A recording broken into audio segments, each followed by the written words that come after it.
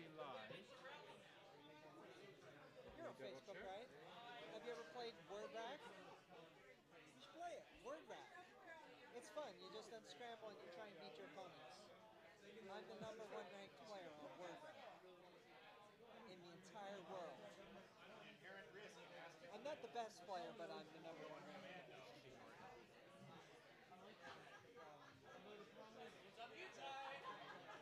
I hate that. I hate that jitter thing. Nothing I can do about it. Make it stop.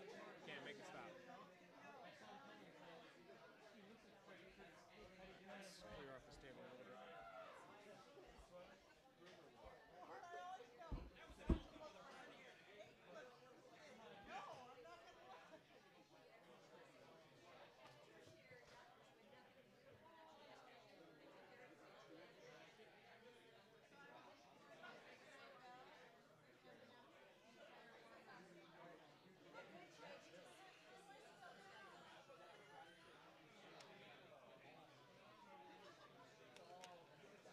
So we keep that.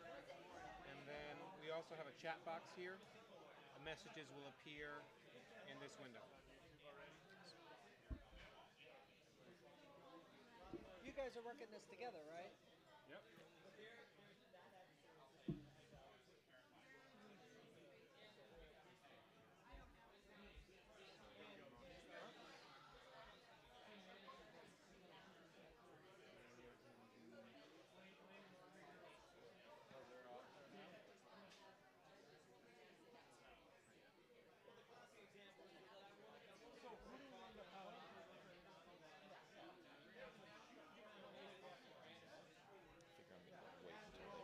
Wait until they've gotten a little bit closer. We do have 10 people watching. So I'm just going to type. That one's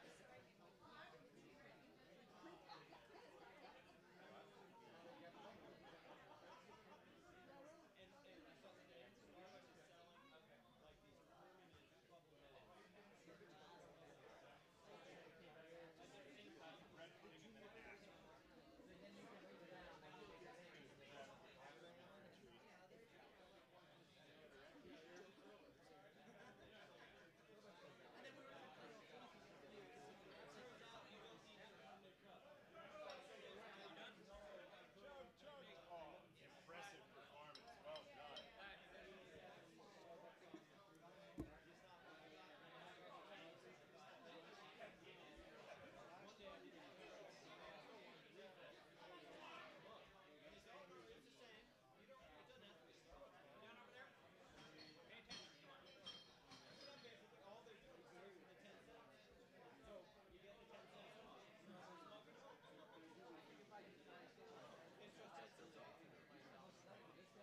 They're both here. I mean, let's take pictures of them. Yeah. Okay. And it's like, you can see that they're all ready to go. You just break in the 64-ounce model and just fill it up. Takes us off the river. If you want, afterwards we can turn the cameras to C and D. We won't do the same tracking down the sheet as the virtual static shots.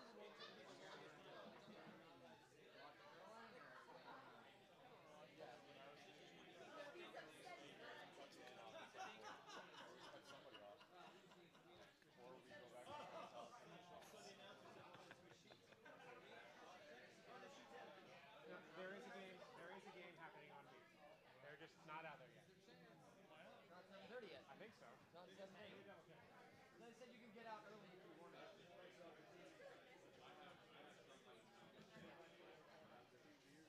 I enjoy it. So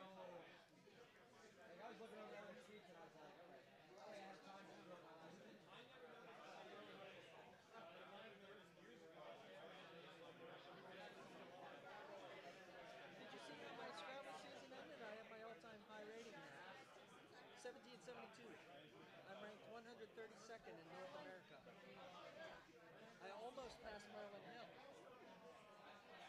Do I have to be quiet now?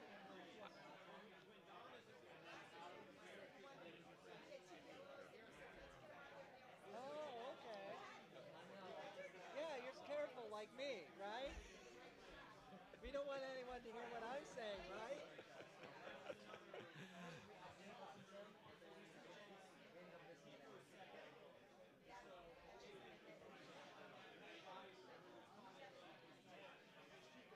Well, good evening, ladies and gentlemen. My name is David Bykowski here at the National Capital Curling Center and the Potomac Curling Club in Laurel, Maryland.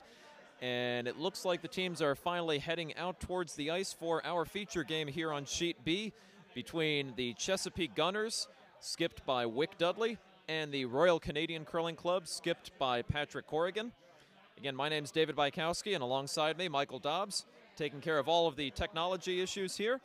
This is our first real full run here of the technology to stream today's game. So if there are any issues, please bear with us as we try to work through a few details. We've made some improvements since last year. For those of you following along the entire bracket, Wick Dudley's rink played during the 2 o'clock draw, had a win over on Sheet A earlier today. And so this is their second game for Corrigan. This is their first game of the weekend, coming down from Canada. And certainly looks to be a good contest. Wick is definitely one of the best players from Chesapeake, no doubt about it. And playing against the Canadian teams is always a tough challenge, so we are in for a good one here. So you can see that the teams have taken to the ice. The skips are heading down to the far house. We'll get an idea as far as the hammer and colors momentarily.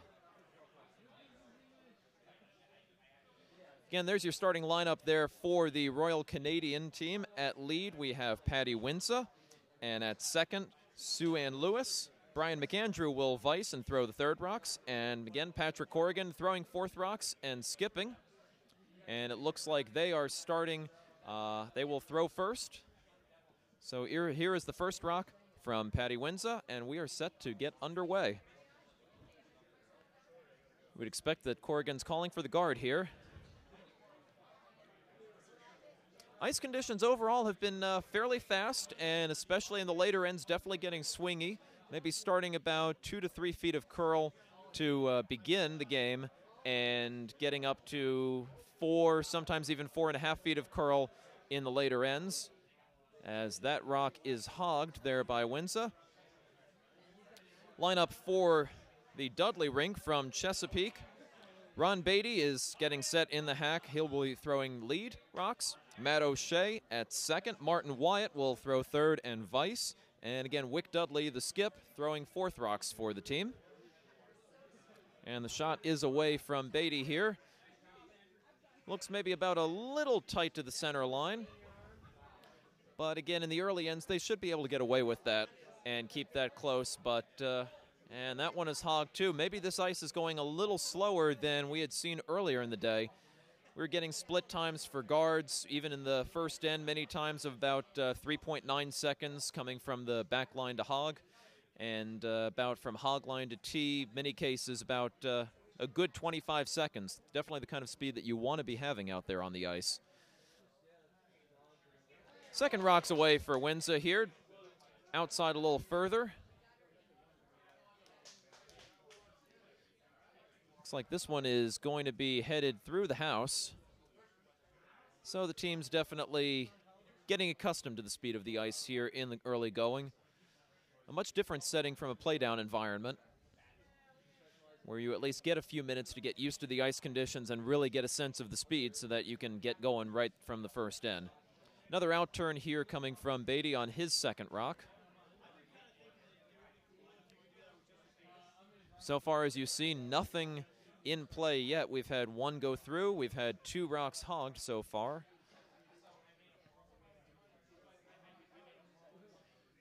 And this one's going to be sticking around. Corrigan calling for the takeout. Not a surprise here. Good call in the early ends just to get a feel for the ice and maybe work some patches over to build the speed up a little bit. Pebbling might have been a little bit heavy on this for this draw, and maybe a little uneven possibly. Seems like there may have been a little bit more pebble going to the left side of sheet if you're looking from the warm room, so the direction we're seeing right now on the screen. We'll see if that plays a factor later on in the game.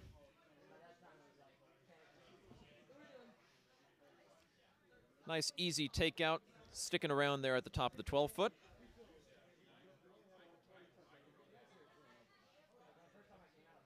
Dudley's going to call for the takeout in return, as Matt O'Shea gets set here in the hack for his first rock, throwing second for Chesapeake Rink.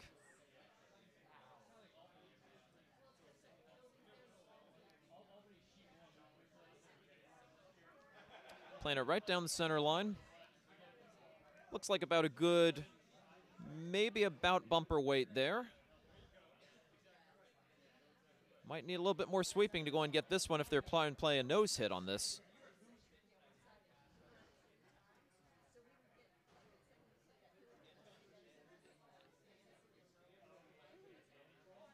Yeah, it was a little lighter than I think he wanted, but that's going to do the trick right now. Gets the rock out of the house. Got one sitting, looks like just about, maybe about half on the 12-foot there. Sue Ann Lewis getting set for her second rock here for Royal Canadian.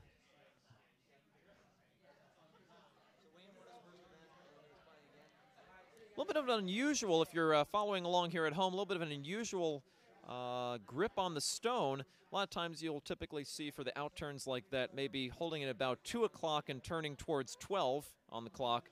And there definitely, she's starting around 12 and turning to 10 and kind of letting it go that way. Might be a little bit more of a tendency to dump it inside perhaps, but that one seemed to work for her, actually hung out a little bit. So got one rock that's sitting out top of the 12-foot on the right side now. That's the same way I release because I just don't like holding the stone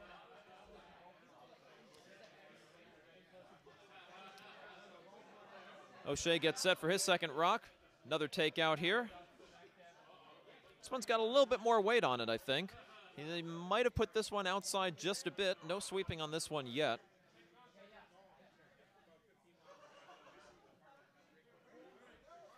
That one is still hanging out there just a bit. He may just be getting just a little tick and roll back in towards the middle. That should stick around in the house. Well, he'll be sitting shot rock, but the Canadians' rock is sitting out there in the 12-foot, and this should be probably a fairly routine takeout for Corrigan's vice, Brian McAndrew. He'll get set to throw his first rock here. And a hit and stick should put him in good position for 2. At this point, you would think pretty routinely they can trade hits, and in the end, it may come down to Dudley having to throw a draw to the 4-foot just to pick up 1 with the hammer, which normally you'd think, oh, you don't want to be taking 1 with the hammer, but it's the first in. It's really not that much of a difference necessarily. It may be about the difference of winning or losing a coin toss. No problem on that rock. It's a little bit rolling in, a little bit of a roll back towards the center line. No realistic threat of a double there.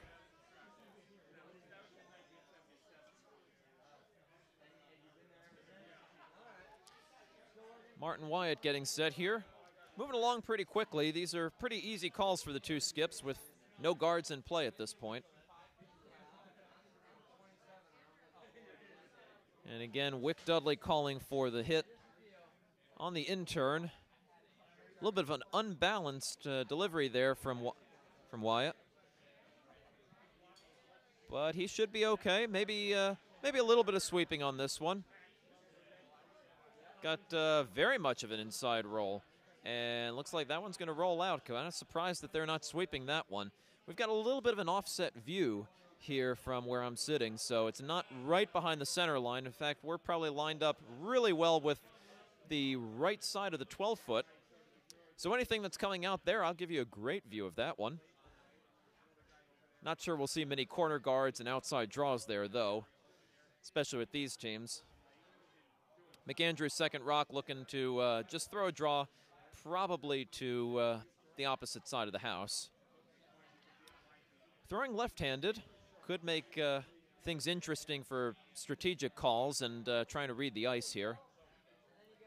And he has definitely come up light on this one. They've got 3 sweepers on it now.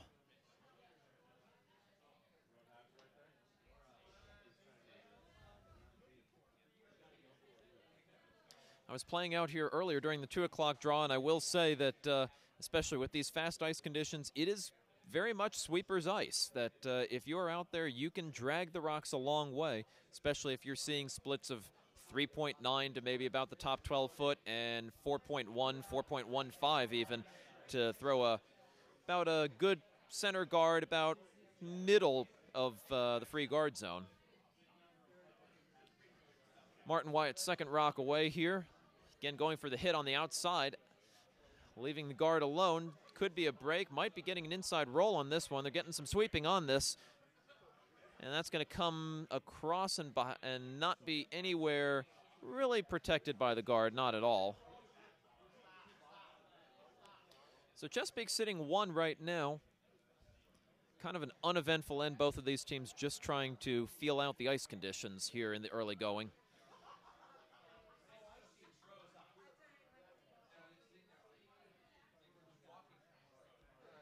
Again, Wick Dudley's rink played on Sheet A earlier today, so they already have 1 game's worth of experience. This is the first game for the rink skipped by Patrick Corrigan.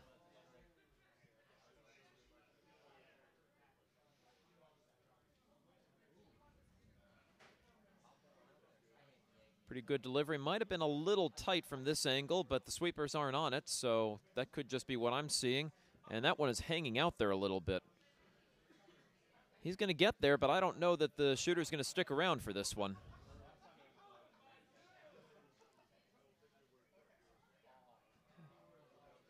Dudley tries to sweep that one out, but it's sitting in the back of the 12-foot. You hang around curlers enough, they have some maybe semi-derisive names for those backbiting rocks. Trying to keep this to be a family show, though, so we'll save that for maybe another time. No surprise, Dudley's going to throw the hit on this one. Plenty of ice here, probably looking to be about from that ice call, I'm going to say somewhere between a hack and a bumper weight hit. Dudley definitely likes to throw very controlled weight hits. He feels very confident with that and feels like that he's able to put more options into play that way. Having played against him, that's something he really likes to do, and sweepers are on this one. Shouldn't be a problem here. Gets the hit, trying to get the roll, maybe behind a guard, not quite on that. So still plenty of, got plenty of sight on this one. Corrigan's going to be throwing the hit again. Kind of a slight surprise to me to see that he's going to be throwing the in-turn on the... Nope, he is going to throw the out-turn. Good call there. Unless the thrower is left-handed.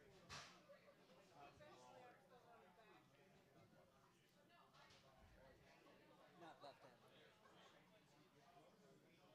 They do have a lefty on this rink, though, throwing at Vice. So we could see some interesting calls later in the game, though, with that. Nobody ever says clockwise or counterclockwise rotation. I think that would be easier. Unless you're embedded in the ice and you're looking up, then it would be opposite.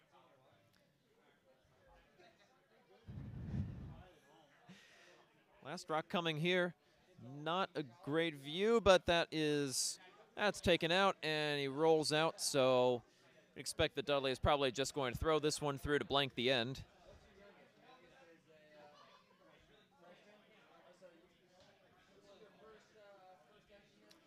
And indeed he is, so nothing too exciting there. No really big misses. Definitely didn't get the guards in play to start off the end, and so it was just a matter of trading hits.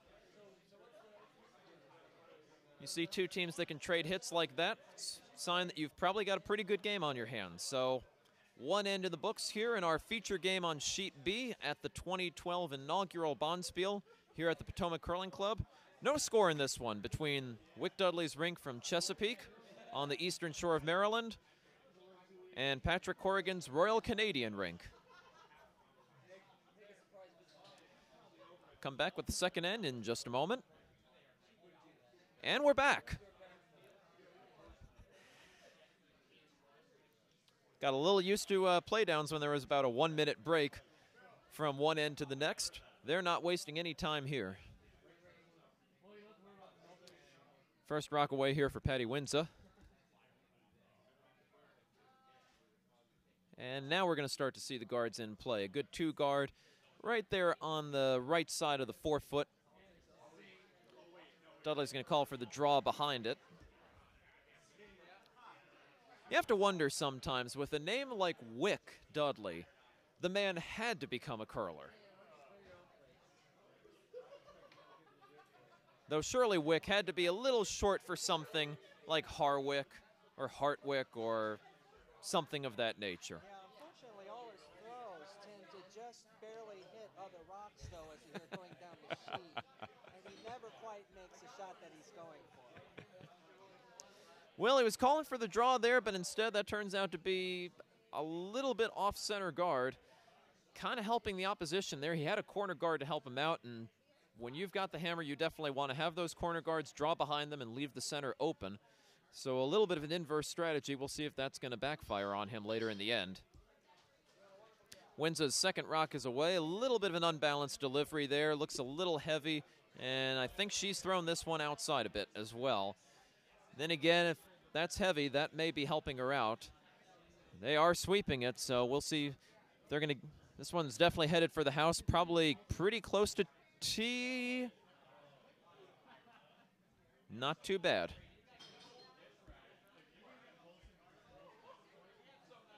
So the Corrigan rink is the first one to find the house, but with one out in the 12-foot there, Dudley making the good call to just ignore that one. Good skips are just going to ignore the rocks that are definitely outside the 8-foot when you're talking about lead rocks. Ron Beatty throwing his second now. Beatty the lead for Wick Dudley's rink, curling about 3 years now, I believe. And he's got this one looking pretty good. Sweepers are on it. It's going to be definitely by the guard, letting this one go now. He may have tucked this one back behind, but it's going to be a little deep now into about the back of the 4-foot to the back of the 8. That's still a pretty good shot, though. Opportunity to freeze onto that one. And that's exactly what Corrigan's going to call. So no surprises here with the strategy we've seen so far in this game. Two very well-experienced skips here. First rock from the second, Sue Ann Lewis. Looks a little heavy. Got 2 sweepers on one side of the rock here. Kind of unusual, kind of discouraged. Trying to get this one by the guard. I think it's got a piece of the guard. Yep, it does. And at least going to try to put a second one in over there on the left side of the 8-foot.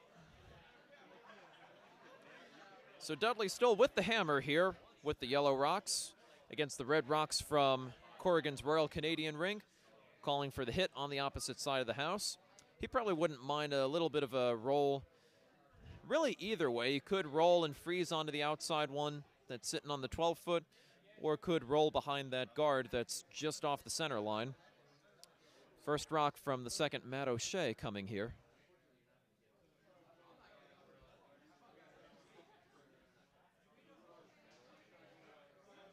Plenty of weight on this one, maybe a little heavy, but they are sweeping it. Again, we don't have a great view. It looks like this one is going to get an inside roll, if anything. Oh, that's plenty of inside roll. And settling nicely behind that guard.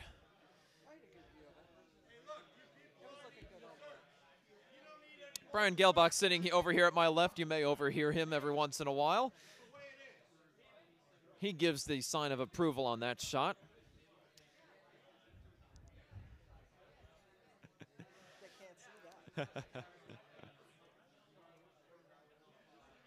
So 2 rocks in the house for Chesapeake here. Second shot here from Sue Ann Lewis. This one hanging around the center line a little bit. No, it's coming out. She's definitely thrown the in-turn here, and no problem. A little heavy on the weight. So that's sit and shot rock, but shouldn't be a problem here for O'Shea to be able to take out, just with a good controlled weight.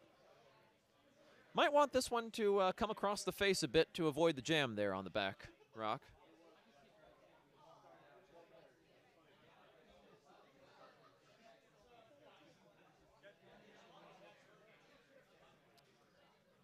O'Shea's second rock definitely is wide and has a long way to go. He may get a piece of this one. That's going to be good enough to take it out. Good thing that they've got the shot rock sitting behind guard there. So Dudley's still sitting one right now as the vices come to play. Looking over at the other sheets real briefly. Over on sheet A, I can see that the Rob Chester rink also at 1-0, taking on a team from Brooklyn on sheet A. Over on sheet C, it is Scott Eady and Bill Peskoff. Always an entertaining team there. Can't tell who they are playing against right now. And over on sheet D, it looks like, can't quite get a good view. I'm seeing a Connor Mulvey here from Potomac for one team, and I believe that is, yes, one of the Andrew girls, and Anna Van Arsdal as well over on sheet D. And it looks like the ladies there are down 1-0 in that game after one end. First rock here from Brian McAndrew. That's Lizzie Andrew, by the way. Are you guys doing the 9:30 draw as well? Yeah. Okay. Sure. We have a request from the Pittsburgh folks if you can make sure you show at least some of sheet B. I don't know if that's the sheet B. As in boy. B's our feature game. It's Yes. going to be your feature game at 9:30 Yes. as well. Yep. Okay. Yeah, cameras are set up well for that. Okay. So the guard taken out there by McAndrew with his first rock. Martin Wyatt will probably look to put that back on his first rock here. That means you don't cover any of my games. And that is heavy. He's going for the other turn, though, trying to take out the one on the outside. That's got to get there. And it is just barely going to, but the shooter is going to roll out of play, so. So that leaves the wide open hit, and this could be dangerous if he makes this one well. He's got two red guards sitting over there on the right side, over in the corner. Now, granted, that still leaves the middle wide open for Dudley to be able to draw the forefoot with the hammer. That's the kind of advantage you want to have with the hammer. Just keep the middle open, always have that draw to the forefoot. And as a skip, you are definitely entitled to be selfish and set things up to kind of call the strategy so that you're throwing the shots that you want to, rather than getting stuck with the shots that you end up having to throw. Second rock away from McAndrew here. Sweepers are on it pretty early. Looking tight. I don't know that that's going to get there. Some of our other staff that are moving beer around, kind of blocking my view, and that is a flash. He was tight on that one all the way. The skip, Patrick Corrigan, knew it, and the sweepers doing all that they could. Even if they made that shot, that was going to be rolling out, definitely. So Dudley with an interesting call here. Calling to draw behind the corner guards. I like this one as well. They could have gotten just a very thin whack and jammed on and stayed on the back one. That's a good point. Keep in mind that yellow rock that's sitting in the back of the house.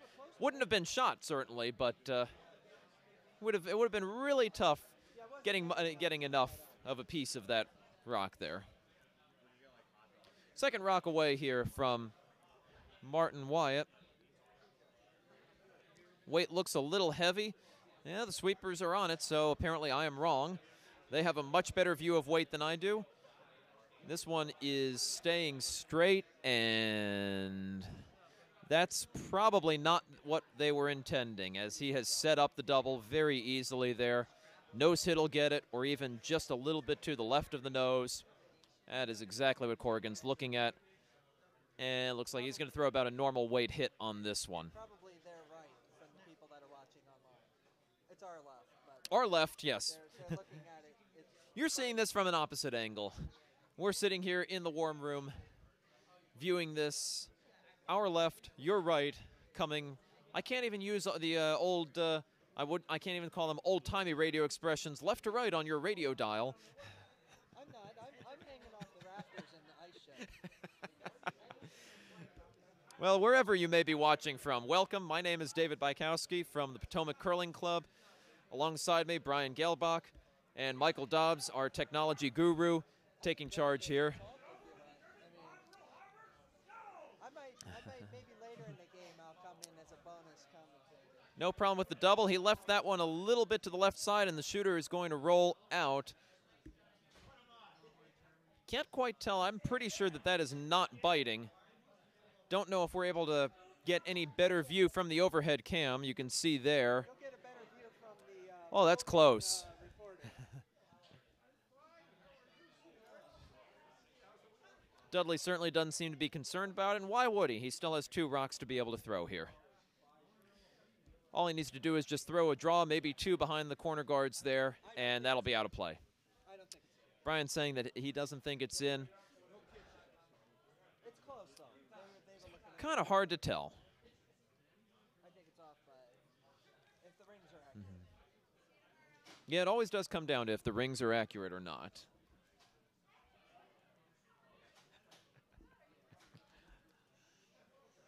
First rock here from Wick Dudley. Right down the center, looking heavy and not really moving much. We've seen on some of these sheets today rocks along the center line just not really wanting to come off of there. But definitely almost a bowl effect. Certainly we were seeing that on sheet C earlier today. As much as 4 feet of curl coming from the outside in, but rocks right on the center line just not really moving. Hits needing to be called a little bit tighter than you might otherwise think, even for down weight. Are you sure they're just not getting caught up on the center line, which just happens a lot? Could be. Could be just. It could be any number of things. Because I've been throwing rocks here the last couple days, and I didn't really notice any bowl or dome type effects. But maybe you're getting caught on the center line, which is a common thing that happens. Well, we've certainly seen some things on the center line. We've seen it especially over on sheet B in years past, just hanging out there a little bit. So here's the last rock from Patrick Corrigan, the skip for the Royal Canadian Rink. No score in this one. I don't think Coming to last rocks in the second end. The middle either, so a bowl would actually make it become more now, like on a shot like this, but it's really not. And you can see the effects here of throwing a number of hits that we're not sure that these teams do not seem to know what the draw weight is at this point. They're looking over at that one out on the outside 12, trying to figure out if that one is biting or not. So 3 guards up there, and we are presuming at this point that that is not in the house over on the tee line, right over there on the right side as you see it, the left as we see it here. So here comes the hammer from Wick Dudley. Skip for Chesapeake. Shots away, looking a little heavy. Sweepers are nowhere near. I think he's just throwing this one through. I think they've decided there's nothing in the house. He's going to throw it through, blank the end again, and hold the hammer into the third. They're gonna have to get the. Looks like they're gonna get the biter bar. Oh, they're gonna actually. That's the wrong tool there. They're not gonna use that one. So the teams are discussing here, looking over it. You've got the Vices, McAndrew and Wyatt looking over to decide if that is in or out. Just biting on the left side. The yellow one's clearly not. And they're definitely going for the biter bar. We can see Brian Breen over on sheet A passing it on over to McAndrew. So I'll give you a 5 So we've got a measurement here. 5 to 1. Anyone for 10 to 1? 5 to 1 odds, 10 to 1 odds. Anyone What do you think? In, out. Instant poll. Out.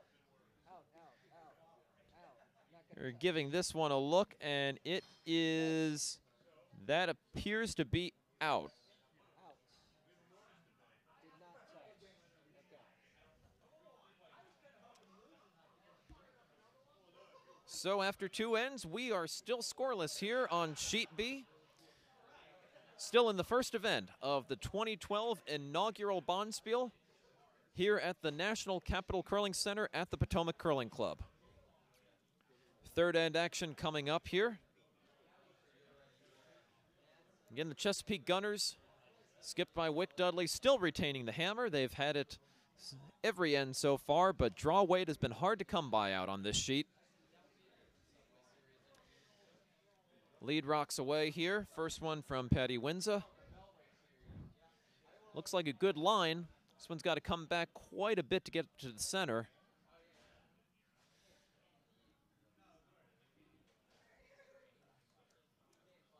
And I don't think you can walk out there and place it much better than that. That is pretty good. I know if I'm a skip, I certainly wouldn't be complaining about that one.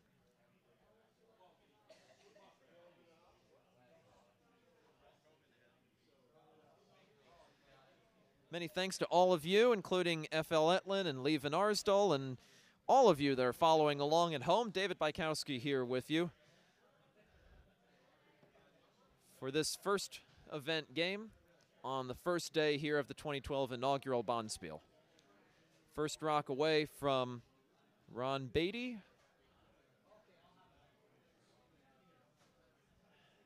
And there's draw weight, at least to the top part of the house, sitting there on the left side of the top 12. Now left and right agree. You see left the same way that we do, looking at the far house away from the warm room.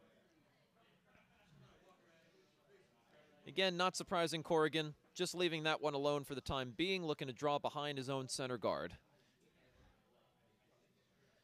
This one looks a little heavy. Sweepers look uncomfortable. When they look uncomfortable, it's one of those things where they want to sweep and they know that they can't. And you can see why that one is through the back of the house. Yankees won. Well, for those of you here in the Maryland area, that giant groan that you just heard is the fact that the New York Yankees have defeated the Baltimore Orioles 3-1 to close out that AL divisional series. Yankees will take on Detroit in the ALCS. And as someone who went to Michigan for 2 years, I say, go Tigers. Yay, Yankees! This is a family show. I'm not going to say what I'm thinking.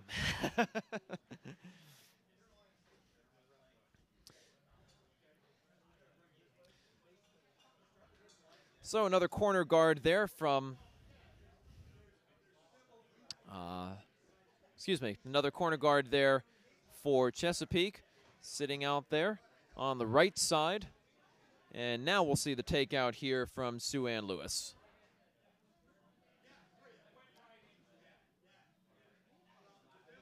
Sweeper staying away from that one, probably put it out wide and heavy a little bit, and that is not going to get there. Not really, nope, not even going to get a piece of that one. Couple misses that we've seen there on the hits for this team. They have not missed by much, but it does not take much.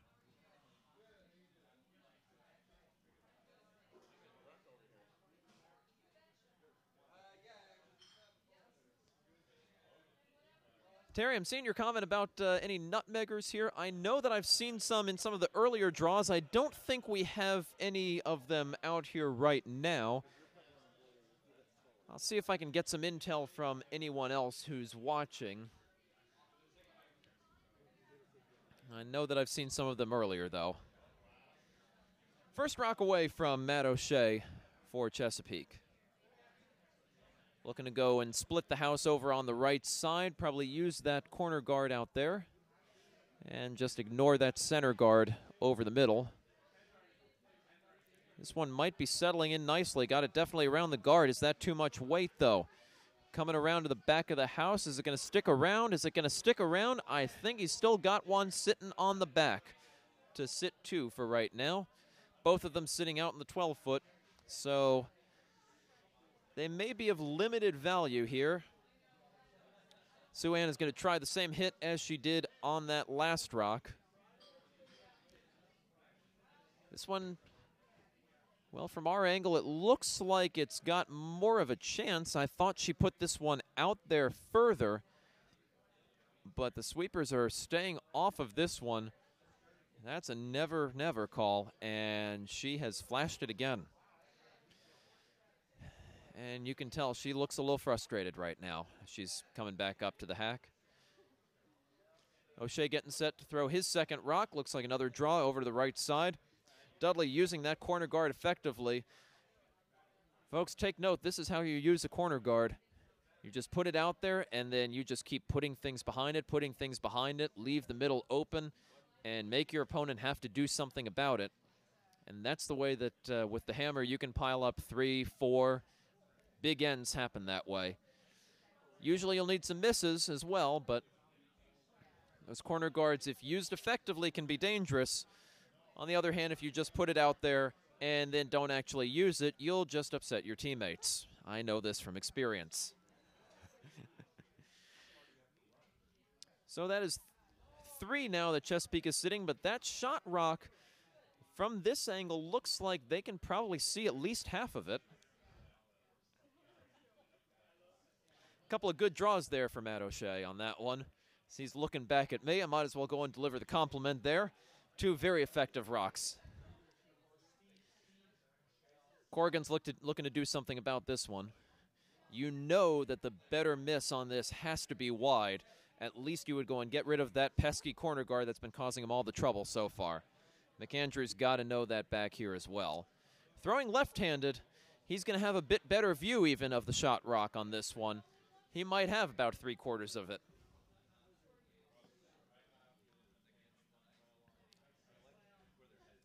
Shots away, sweepers are on this one early and hard. Again, even if he ends up just taking out the guard, and it looks like that's what's going to happen if he's got enough weight, and oh dear, that is... Well, that's a disastrous miss there for McAndrew. Way too light, and now he has tapped them in to sit 4 for Chesapeake. And that is with Vice Rock still coming up here.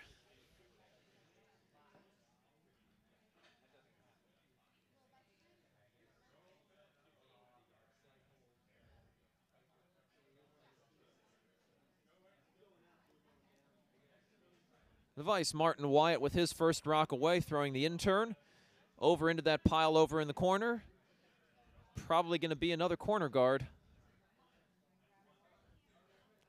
Try to keep those 2 shot rocks sitting right around the tee covered. Sweeper's looking good on this one. That's a good time to come up on it. And he's done a nice job with that. It's impossible to really be able to cover all of it out there, but that is a pretty good placement. And now he is making the Corrigan rink throw the really tough shots here. Hits are a lot easier to throw than freezes, and it looks like Corrigan is calling for the freeze there on the shot rock sitting. Maybe a freeze, maybe just a little light tap there, sitting right around the tee line. Even with the freeze, he may be able to do something with that later. His second rock is away, and down the middle.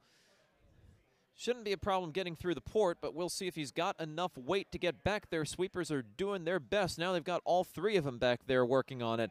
This could be close. This could be really good. Well, he definitely made up for that last shot there. Good job to at least cut things down from what was a very ugly 4-2. And that's not a rock that Wick is going to want to get rid of very easily. A lot of danger potential there. However, it looks like certainly sitting 1, probably sitting 2 for the Chesapeake rink here.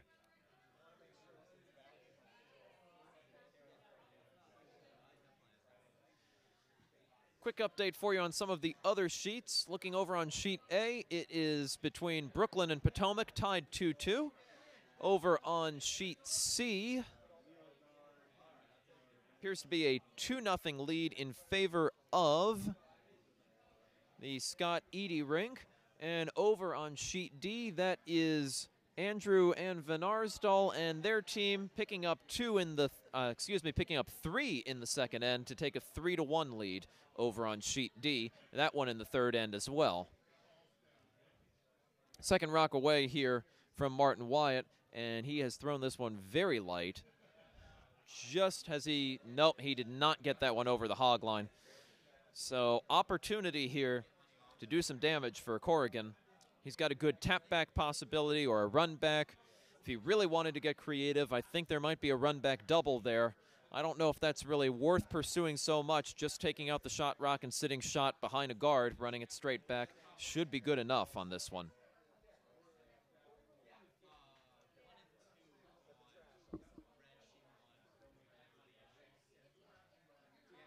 Talking over the strategy there in the house. Let's see if we can get a little bit of a closer look at how things are over the house here.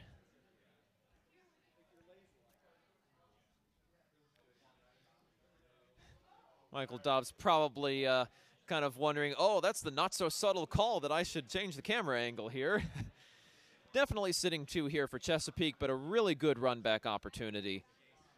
He's got that one fairly close.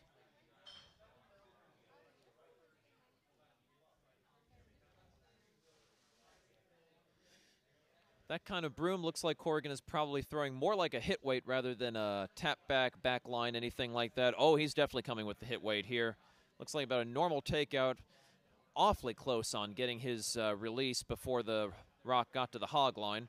No sensor handles here, of course, though. And this one's coming in nicely. That is, has he got enough of it? He's got a very nice shot there. Sitting the shot rock right there in the forefoot. And that is going to cause some problems. He's got a port that is angled the wrong way here, with the guard of the shot rock now over on the right side. You'd like to see the left side guard deeper in the house to make this turn a little bit easier in. And in fact, actually, the guard right there on the center is causing a problem now. He'd like to throw maybe about a control weight hit to get to that one back there, let it curl in. And he may not really have that as an option at this point. Just throwing a maybe slightly more upweight hit to get rid of that guard so he can get at that shot rock might be a better idea. Of course, I keep saying guard. In fact, it's actually sitting right there touching the top of the 8-foot. But it does seem to be working the purpose of guarding the guarding what's going on in the 4-foot. I wonder what that symbol was. Oh, We're seeing all kinds of symbols out here, folks. I have some good signals. Do you remember my good signals? Yes, and... Yeah, there you go. So the first rock away here for Wick Dudley. And he is throwing a little bit more up weight, definitely looking to clear something out. Obviously trying to make a play on the shot rock. And he's gotten the guard out of there. Oh, he's hoping that that is going to... Oh, what a nice double on that one.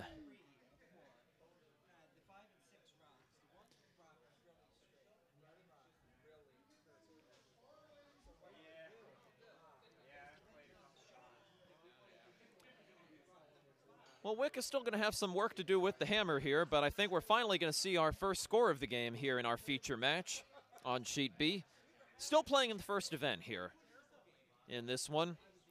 Again, Dudley and his Chesapeake team 1-0 if you've just joined us. Corrigan and his Royal Canadian rink. This is their first game of the weekend. Everyone's guaranteed a minimum of 3. So we'll be seeing plenty of teams out here on our feature games here on Sheet B. Corrigan coming down here. Looks like he wants to draw behind that center guard that Patty Windsor put up with her first rock.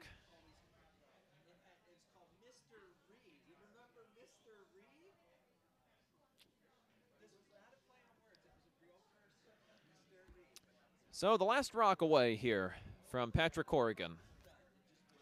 Sweepers are on this one early, light and tight. And you know what they say, never be light and narrow, never be wide and heavy. And, well, he's not narrow, but that one is definitely light. They have swept that one really well. Give a lot of credit to the sweepers on that rock. They really made that one look awfully good. And I think actually they may be, now it may be 2 for Corrigan. Oh, easily 2 for Corrigan at this point. So if you're looking at this overhead, I know I'd be looking at the tap back here on the yellow rock that you see that they're staring at right there in the 12-foot. You could throw a hit, but that is a pretty narrow port over there on the right side to the shot rock. I think that's a little bit too much of a risk. I think the tap back has got to be your best bet, and even if you come in at the wrong angle, might be able to go and run back onto one of the reds, but tough shot here. This is why the skips get paid the big bucks, though.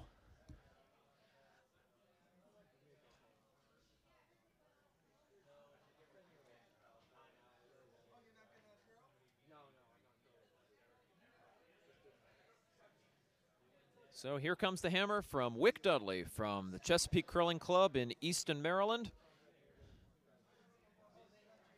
Sweepers are staying with this one. Weight looks like it may be a bit heavy. Might need to curl over. Now they're sweeping this. This has a good shot here. This could be good. Line is looking good. And he's thrown it heavy, and I think he's at least, has he... That is, I think he's still got it, though. It looks like 1 for Dudley. We'll wait for them to confirm on the scoreboard.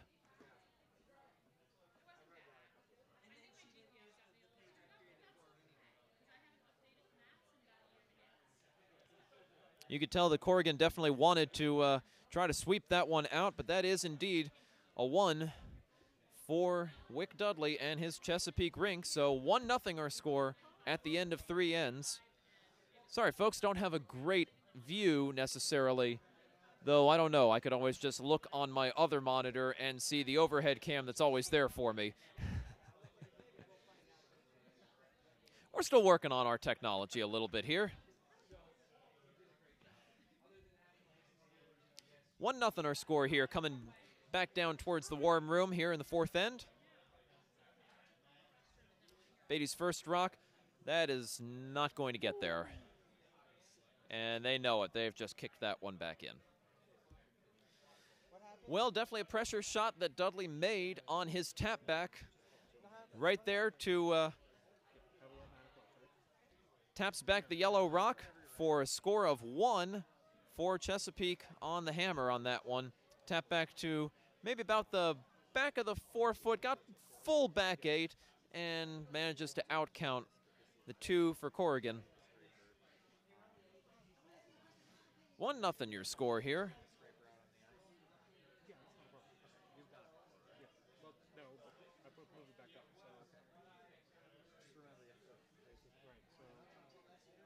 And I think they overswept that one. It looked like they were looking for a corner guard all the way there.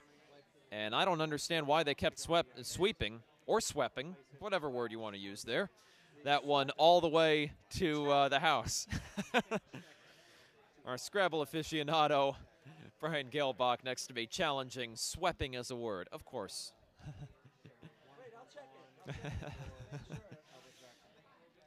Second rock from Beatty here. Not a hit. Again, folks, if you are just learning to skip, this is a good idea not to worry about getting those rocks that are sitting out in the 12-foot. You don't need to be playing the hits. Good leads. It's nice to have them to be able to throw hits, but you don't need to have them throw hits as often as you might think. Oh, gee, sweeping is not a word. Well, good thing it's not Scrabble. So just a little bit off of the center there on Beatty's guard. Second rock away for Windsor here. As Royal Canadian with the hammer, throwing the red rocks. Looking to draw behind that yellow guard. Put 2 in the house here. Need to get a little bit more sweeping on this one. They're going to get that one just catching the top part of the house.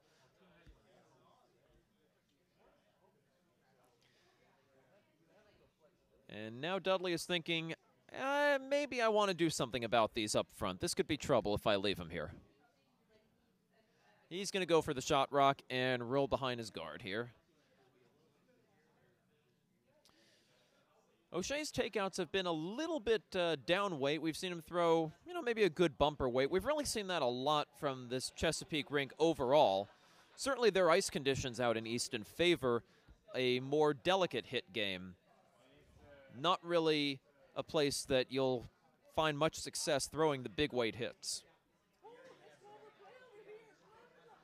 Looks like a good control weight. This one will need to come back a little bit just to get a piece of the shot rock. That's going to get there. Going to be about a nose hit. Might want a little bit more weight on this one. Might want a lot more weight on this one. That actually raises it up to back of the 8-foot. Dudley with a less than enthusiastic look on his face after that shot. How much is the entry fee for this? 280? I think either 280 or 260. One of the two. I think it's 270. No, it's 70 times 4. It's 280, I think. First rock here from Sue Ann Lewis, the second for Royal Canadian. We've seen a lot of this. Looked like it was supposed to be a hit, and in fact, this is just going to be kind of a tick and roll behind. And that's a pretty nice play there. I don't know if that was the intended call, but if it was, that is a very good one there by Corrigan.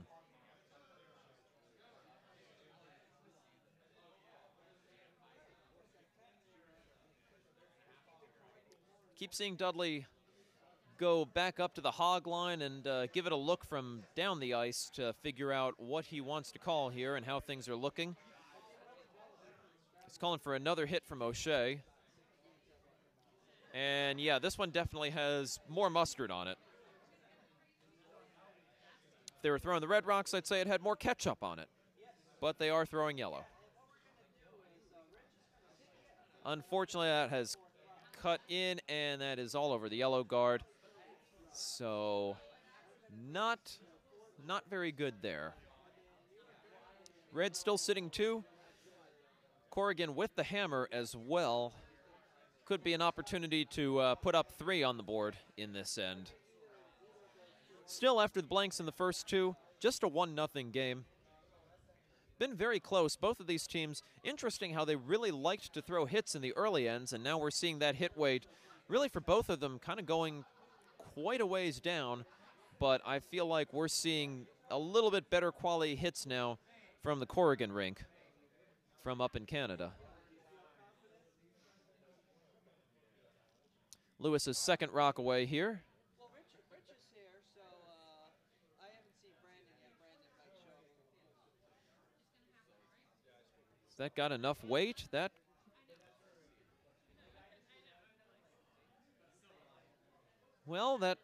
it provides some decent protection. More of a psychological guard, really, more than anything else there that that red rock is providing over, as you see it, over on the left side of the house. Definitely the shot rock is still, well, the shot rock is pretty well guarded. Second shot sitting in the back there. You can see it's about half on the 12-foot, it looks like, from our angle. Go and flip the monitor here and get a little bit better view.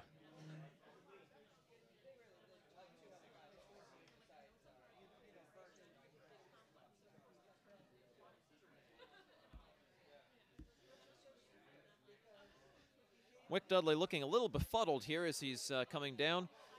Calling for the draw behind the corner guard.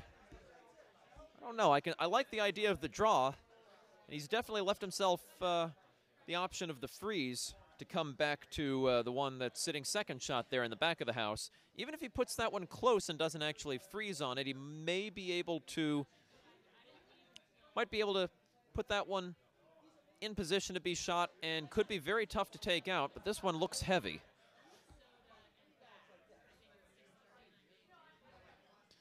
It's so hard to judge weight from back here in the warm room. And this one definitely is not curling as much as he was expecting. Well, he's gotten that one a shot rock, but it is prime for the taking. So a couple of options for Corrigan. He can play the tougher shot and look to just pick that one out, come across the face and over to the left, take it out over on the right side and push that one out to the right. Or he could just play the straight back hit and leave the shooter sitting right there on the nose and take out his own rock as well. Is that your right or the viewer's right? On the viewer side. Oh, okay. So,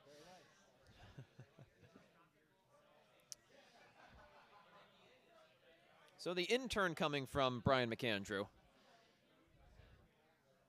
It's a good call here. If this one over curls, he can still end up picking this one off to the outside. And if it hangs out there a little bit closer to about the center line, then that should still, if he's got enough weight on it, so long as it gets to the nose, should be fine to get rid of the yellow shot rock and still be able to sit two. Shots away from the left-hander, Brian McAndrew. Sweepers are on this one. It is cutting a bit. Not really going to be a problem, though. Weight has come way down, but that's a pretty good shot there, and it is back to sitting two for Corrigan.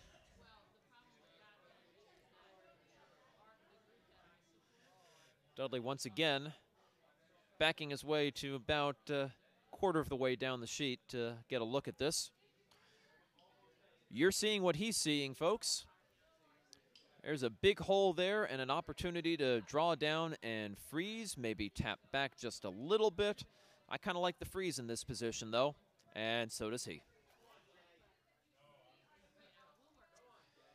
So great minds think alike, and so do ours. This is why I didn't go into stand-up comedy, folks. Martin Wyatt with his second shot here. Coming back towards the warm room here in the fourth end. Got to keep an eye on this one to make sure that this actually will start cutting over.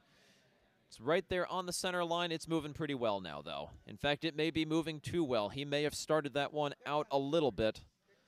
I don't know that they're past the guard. They're right on it at this point. It did look like it was a weak handle. And he set that one up as a guard on the shot rock. So 1 and 2 for Corrigan are pretty well protected, though Corrigan would much rather that be a red rock than a yellow one. Definitely a tap or run back opportunity for Dudley with his first rock. Corrigan, however, with the hammer, looking to pick up 2 and take the lead here. 1-0 your score, as you can see at the top of the screen.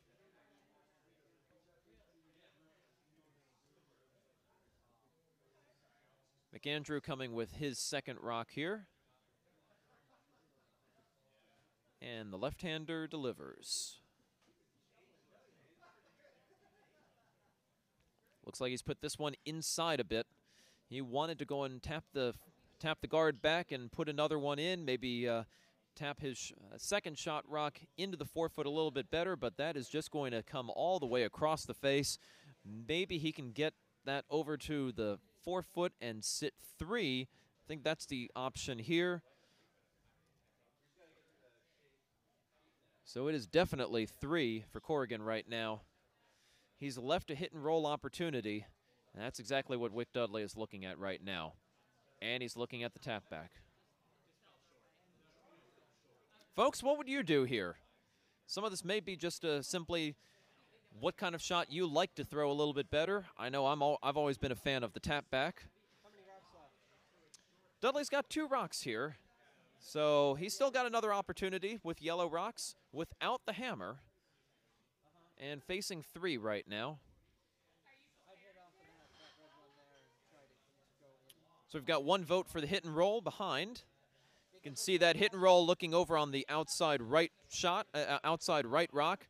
It's wide open, and try to go and roll behind all of the guards there. Here's where I favor the hit and roll off of that red. That would be on, would it be the viewer's right? Looking at the right side there, as you see the overhead cam view that we've got. The reason I favor that is because you got that other red right next to it. So if you hit it pretty full, you're likely to hit the back of that and just basically go straight back into the house. If you hit it a little less full, you've got all these catchers also in the back of the house. So there's a lot of things your stone can hit and still stay in the house if you go for that. That's kind of why I favor that.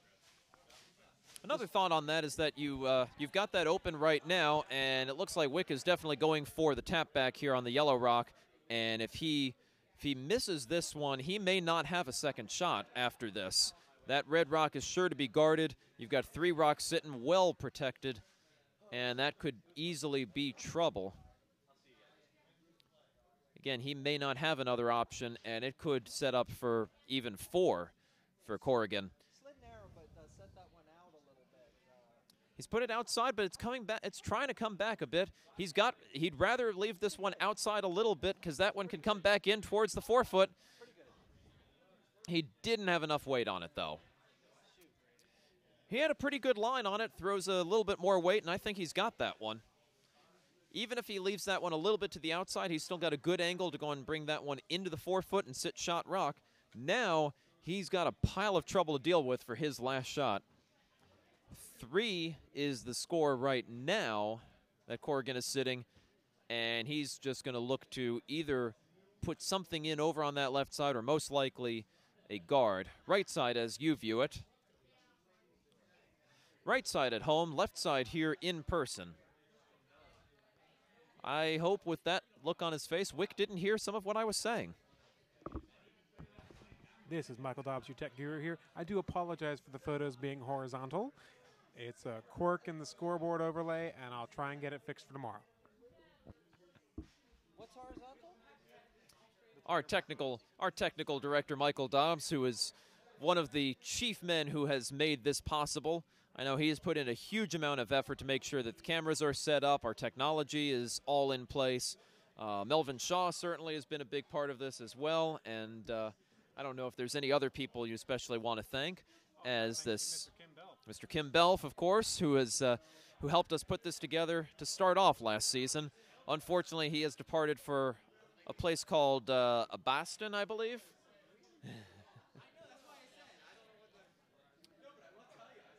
Well, the tap back there, I think that looks like it is still 3 for red, and he may have left a little bit of room. I think that probably when Wick goes down to the back to the hack over there, he's going to see maybe about half a rock, so he should have a view to be able to take this one out, and if he's getting about half of it with a good bumper weight, he can probably stick around in the 4-foot. And make Corrigan have a lot to deal with on his last shot. So Wick Dudley with his last rock, having just scored 1 with the hammer the last end, and his shot is away. Line's pretty good. Weight is a little up. Sweepers are on this one. Looks like it needs to move some more. It is trying to come off of that center line. Going to be close. He has gotten that one in, and well, he got the hit, did not get the roll that he was looking for, and so he's at least cut them down to 2 for now, and Corrigan is just going to look to draw. All he needs to do is just catch a piece of the 4-foot, really full 8 even will actually do it, and he's got a couple of options as he's going to be drawing from right to left on your computer screen at home.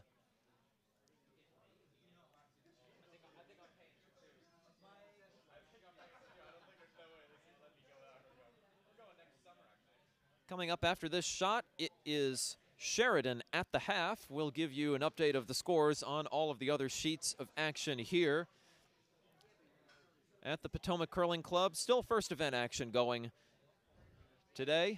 I had to check there for a second to see that there weren't 7 red stones in the house and that there was some weird shot for an 8-ender. There's the red stone. And the hammer is away from Patrick Corrigan. That is, sweepers are on this one. Not sure about the line. Is he trying to put this one in the port? He's maybe getting the tap back on this one, and that is going to work out nicely. That's why he went that way. Had a lot of options. Even if the line wasn't good, he could draw it in clean, or he could go and tap that one back, and that is going to be 3 for Corrigan. Royal Canadian 3, Chesapeake 1 here in our feature game on Sheet B at the halfway point. The line was good all along. I misread the handle. I thought it was curling the other way. Quick update on the action on some of the other sheets. Through 4 ends, it is 6-2. I believe that is Brooklyn with the lead over the Rochester Potomac rink on Sheet A. Over on Sheet C, they have just finished up the 4th end. Can't see what the score was for that one, but heading into that, it looks like it's a 3-0 lead for the Scott Eady rink. Scott Eady from here in Potomac, along with many other curlers from other parts to the north of here. And over on Sheet D, it is well, I don't know. I guess we'll just call it the ladies' team with Van Arsdal and Andrew with a 4-2 lead halfway through over the Mulvies, also from here at Potomac. As we start the 5th end.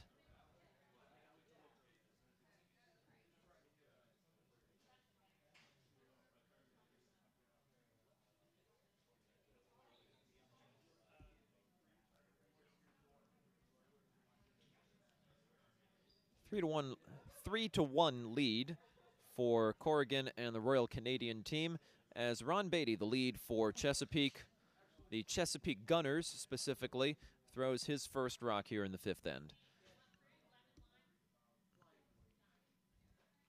Well, we're starting to see a little bit more curl coming from the outside in than we did in the first couple of ends. And it looks like they're getting more used to the speed of this ice. Still not sure that we're seeing exactly the same kind of speed that we did earlier in the day. Could be a factor of the pebble, could be a factor of more games having been played since scraping last night and earlier this morning before the 2 o'clock draw. In any case, though, still looks to be doing pretty well.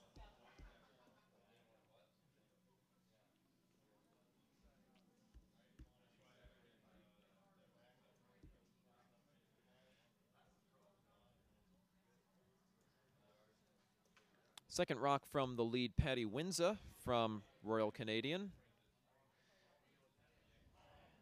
Not sure this one is going to get across the hog line. Oh, no problem there. Yeah. B. You're streaming B? Mm-hmm. You're not streaming the next game, right? Yeah. It's B. Everything's B. It's B, B, B.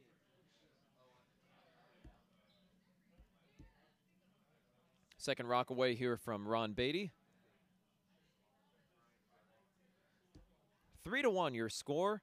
We had blanks in the first 2 ends.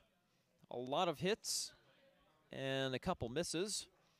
And a couple of throw-throughs there. Chesapeake skipped by Wick Dudley, managing a 1 in the 3rd end. On a nice tap back by Dudley, facing 2.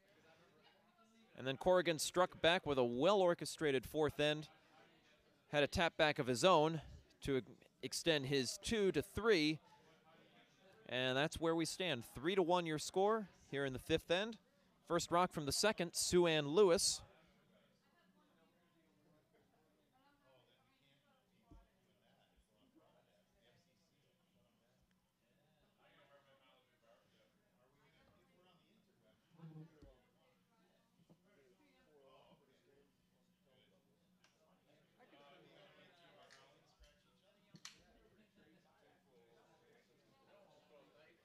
See this 4 out of 7? That means I've learned 4/7 of all words up to like 15 in the dictionary.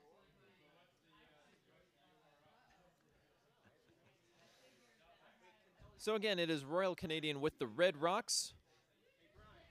Wick Dudley looking at red sitting 1 right now. CurlDC.org. Got a red rock sitting over on the right side. You can see that, as well as a guard over there on the left. Red rock's really in good position here. They've been doing a good job of not only positioning guards out there, but also really taking advantage of them. We have seen Chesapeake with the yellow rocks put together a good effort in the third end. They actually had a very nice end going for a while with several rocks behind a corner guard on the right side, and really just they were ready to capitalize on it, and just some good shots by McAndrew and Corrigan. And as it turned out, Dudley was faced with having to try to play a tap back for 1, which he did. And O'Shea has thrown a tap there to kind of jostle things up over there on the left side. Yeah, saying that word just for Brian Gelbach's benefit here on my left, but it seemed to be pretty applicable. So it's still sitting 1 for Royal Canadian. Second rock away for Sue Ann Lewis. That rock was saponified. Do you know what that word means? I actually know what that word means. It means to turn into soap. So it would be then soapstone. This one has taken this one is cutting towards the left. I don't think that's really going to add any extra protection. That is wide open.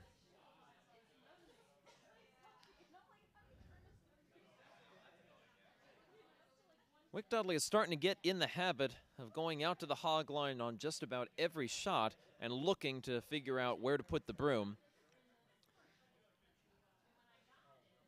Seems to be a practice that's working for him, but it's one that not sure that everyone will agree with. A lot of times you may, if you've been watching the game and watching the rocks come in from looking behind the house, you just want to stay back there. As long as you know that there's room, you can say, yep, the rock will fit. Don't worry about coming back out from the other side. So the hit away here for Matt O'Shea. No problem with that one, a good nose hit, and now that is 3 for Chesapeake right now, as we're at the halfway point of this 5th end. David Bykowski here from the Potomac Curling Club, alongside me Brian Gelbach, with periodic commentary from him. Michael Dobbs, our technical guru, helping to make sure that you're getting all the right camera angles as we are moving along through this feature match here on Sheet B. We'll be staying on Sheet B, coming up at the 9:45 draw as well, so make sure you stick around for that one. We'll have the teams for that one a little bit later. First rock from the lefty, Brian McAndrew here. We've seen a couple shots that he's had a little bit easier time from the fact that he's throwing left-handed. This does not look to be one of them. This could be going right through there. Well, he got a piece of it. Not enough to really do any damage. That's about as good as a field goal there, as he's put that one right on the button.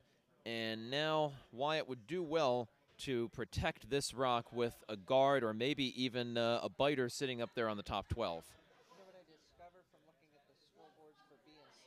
The people on B know how to place their blanks, but the person on C does not. Did you notice that as well? Yeah. That's something I would immediately fix as skip or vice skip. I wouldn't stand for it.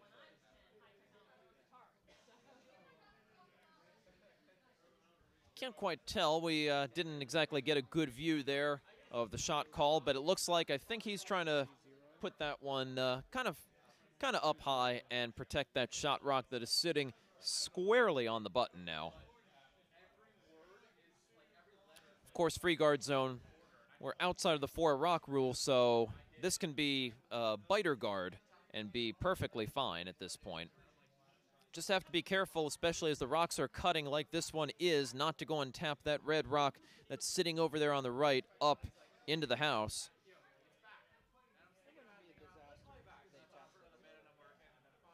He may get a little bit of roll back to go and protect this one.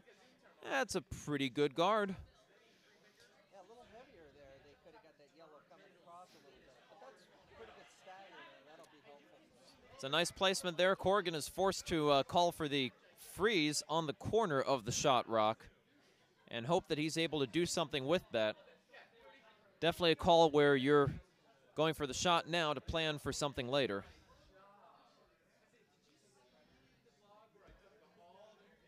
Second rock away for McAndrew, the lefty. I keep mentioning that just because it is a rarity, and it is something where you may be able to get a better view. He's going to have a better view of that shot rock. This shot can easily be just a little bit easier for him just because he's coming out of the hack to the left side. But this one, he has rubbed the guard and has left it wide open in the field of play. He's cut him down to 1, but that is a wide open hit, and I think Wick Dudley would likely not miss an opportunity to just hit this one straight out. That was loud. I think I'll get another bingo with this rack. What do you see? The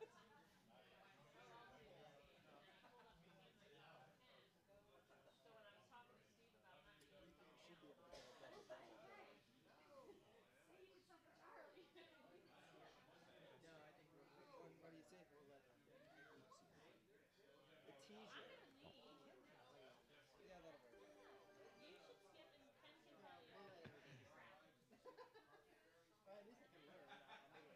The bingos are the loudest as well.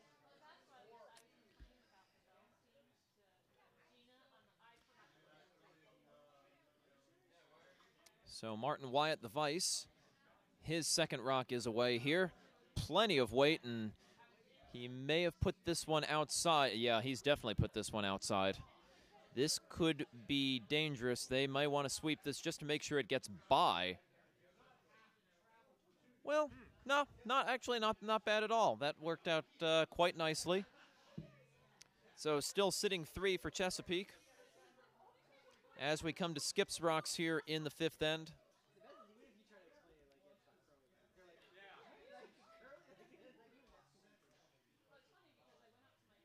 We don't have our full stats crew with us for me to be able to tell you that Patrick Corrigan is curling X% right now. 42. I just made that. That's always fun to have those kinds of numbers. Even if maybe at times like this, they don't really necessarily mean as much as they do in a World Championship event.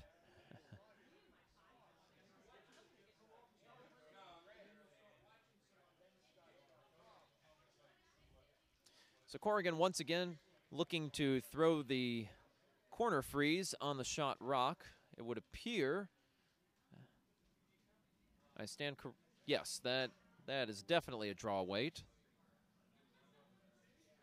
And he has thrown this one a bit light. Sweepers are on this early, and they're gonna have to stay on this all the way to get this one back over to the center line. He's come around to help them out now. That is not usually a good sign, and he has left this one very short, just about a 2 to 2.5 guard. So it is still Chesapeake sitting 3 with the hammer, down 3 to 1. Great opportunity for them to take the lead here in this 5th end. Question is, things are actually set up pretty well for them right now. If you're Wick Dudley, what do you want to do? You could look to throw something possibly over onto the right side of the house, but you definitely don't want to throw deep and leave an opportunity for a hit and roll or some sort of kind of interesting double, possibly an in-off. Got plenty of room over there. What you don't see in the overhead shot are all of the guards that are protecting things over on the left side. Those 1, 2, and 3 rocks are actually quite well protected at this point.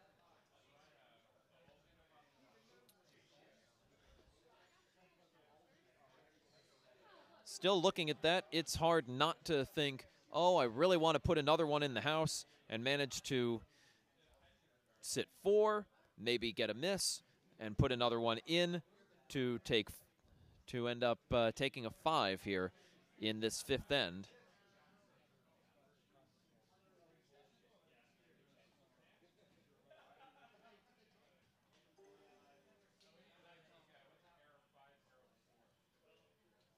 Lee, I know you're interested. An update over there on sheet D. Your girls have now extended their lead out to 6-2, taking 2 in the 5th end.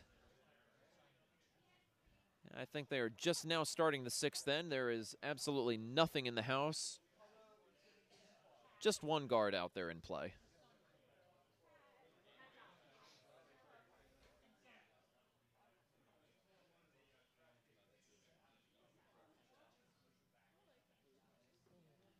So, I'm getting a 504 error when I try to access the website. Gateway timeout. I don't know. That's weird. Try www.clbc.org. Yeah. If you want, you can also just go to search for Potomac Curling Club live stream. So we're honestly not entirely sure what the call is here on this rock for Wick Dudley. I think he's kind of giving it second thoughts as he takes a while to get down in his crouch in the hack. And his shot is away.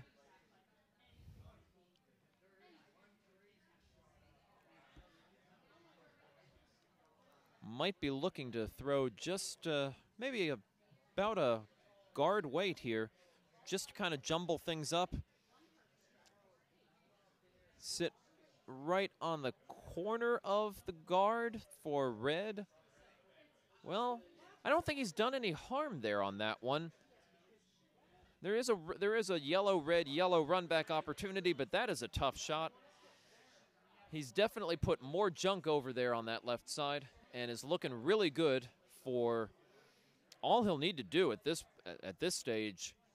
If this house sits the same way that it does right now, he'll just have to put anything in the rings. Surely he'll go and be able to do that, even over on the right side where they have not thrown very many rocks at all, and be able to take 4 and go out to a 5-3 lead. Chesapeake really looking in control in this end.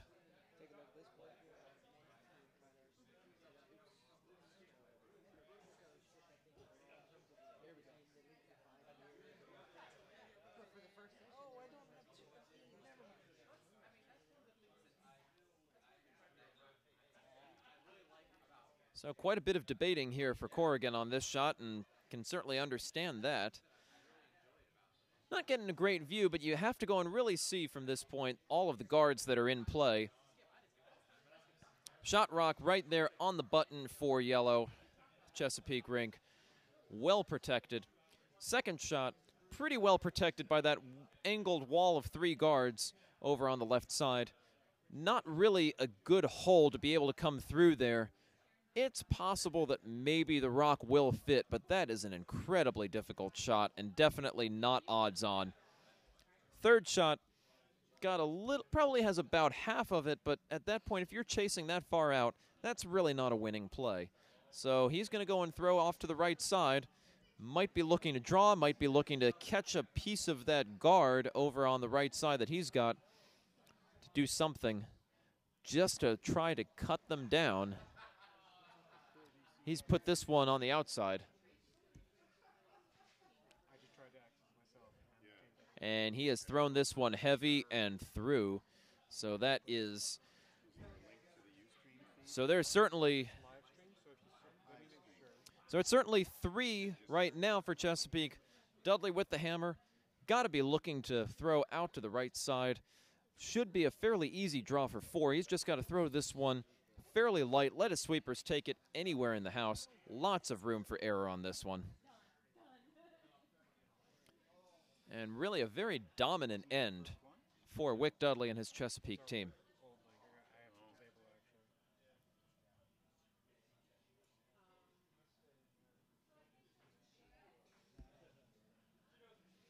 And here comes the last rock from Wick Dudley here in this 5th end. Sweepers are on this one. Not sure they really need to. This one looking a little heavy.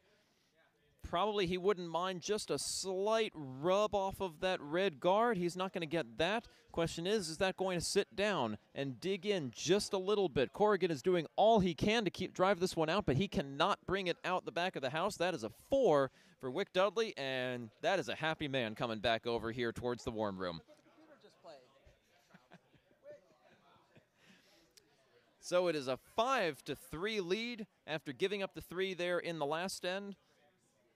It is a return, a response of 4, 5-3 your score through 5 ends here. Our feature game on Sheet B here at the 2012 inaugural Bonspiel.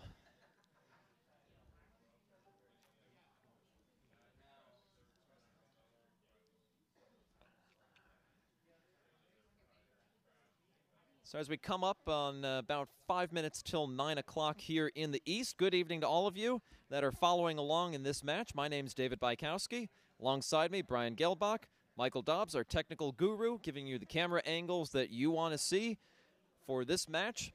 Still here in the first event, Wick Dudley from Chesapeake and his team have a 5-3 lead through 5 ends. Already 1-0 on the weekend. Patrick Corrigan has not played a game yet. This is their first game of the weekend here in this 7:30 draw, excuse me. They trail 5-3. As the first rock from Ron Beatty is hogged. First rock from Patty Windsor here in the sixth end, excuse me. The lead for the Royal Canadian rink, skipped by Patrick Corrigan.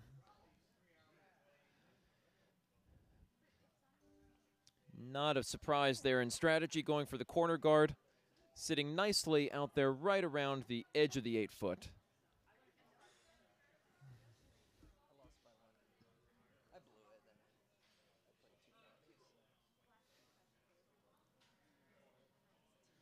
Second rock here from Ron Beatty. Not going to worry about the corner guard, just wants to go and put up a center guard. And again, I don't know. It looks like his line was pretty good there, so this rock may be cutting a lot. This is what we were talking about at the beginning of the broadcast, seeing a lot more of these rocks really cutting earlier and moving more as this game is moving along. That's almost kind of a corner guard out on the left side of the 4-foot, not really what he wanted as an end result there. And Corrigan is going to look to take advantage over here on the left side to draw behind it. Is it doing it more on one side of the sheet than the other? Because I think the sheet is not really pebbled all that evenly, so there might not be a lot of pebble on one side of the sheet right now. Kind of hard to tell as far as the... we've seen a lot of shots really being thrown mostly in one direction, but it's maybe a different direction in each way along the sheet. We've seen a lot of them coming away from the warm room, going from left to right, and coming back down towards the warm room. We've been seeing them a lot of times coming, as you would see it on camera, from right to left. So is that on the same half of the sheet for both No. ways? It's a different halves of the sheet. Right. And you think Different it's doing halves. the same thing pretty much on both halves. It may be cutting on both halves. It's possibility. It's still fairly young ice. We've only had our ice in so far this season for about 2 weeks.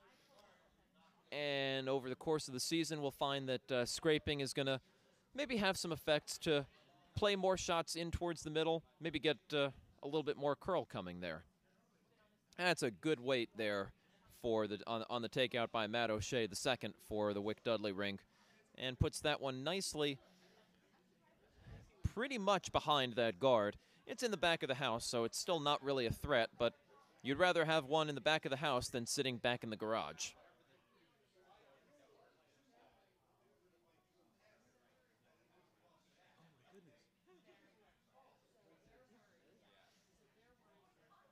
First rock here for Sue Ann Lewis, the second for Patrick Corrigan's Royal Canadian rink. Sweepers are on this one pretty early and hard, and now they're easing up as this one is headed right for the yellow guard.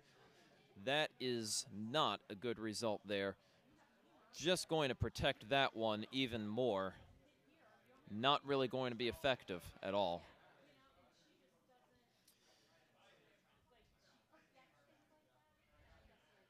Wick Dudley is he gonna look to draw behind those guards? It looked like he wanted to call that shot just a moment there. He might be thinking about putting another guard up front, a little biter guard there on the center line. I like this call.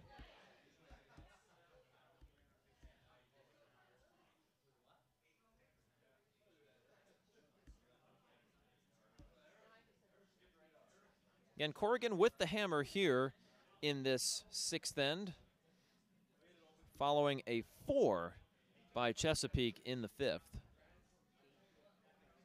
Second rock from O'Shea coming into the house, might be a little deeper, actually quite a bit deeper than I think Dudley wanted to see it. That should still play pretty well. That one is going to be sitting as shot rock. Got a piece of the 8-foot on that one. Second shot sitting in the full back 12.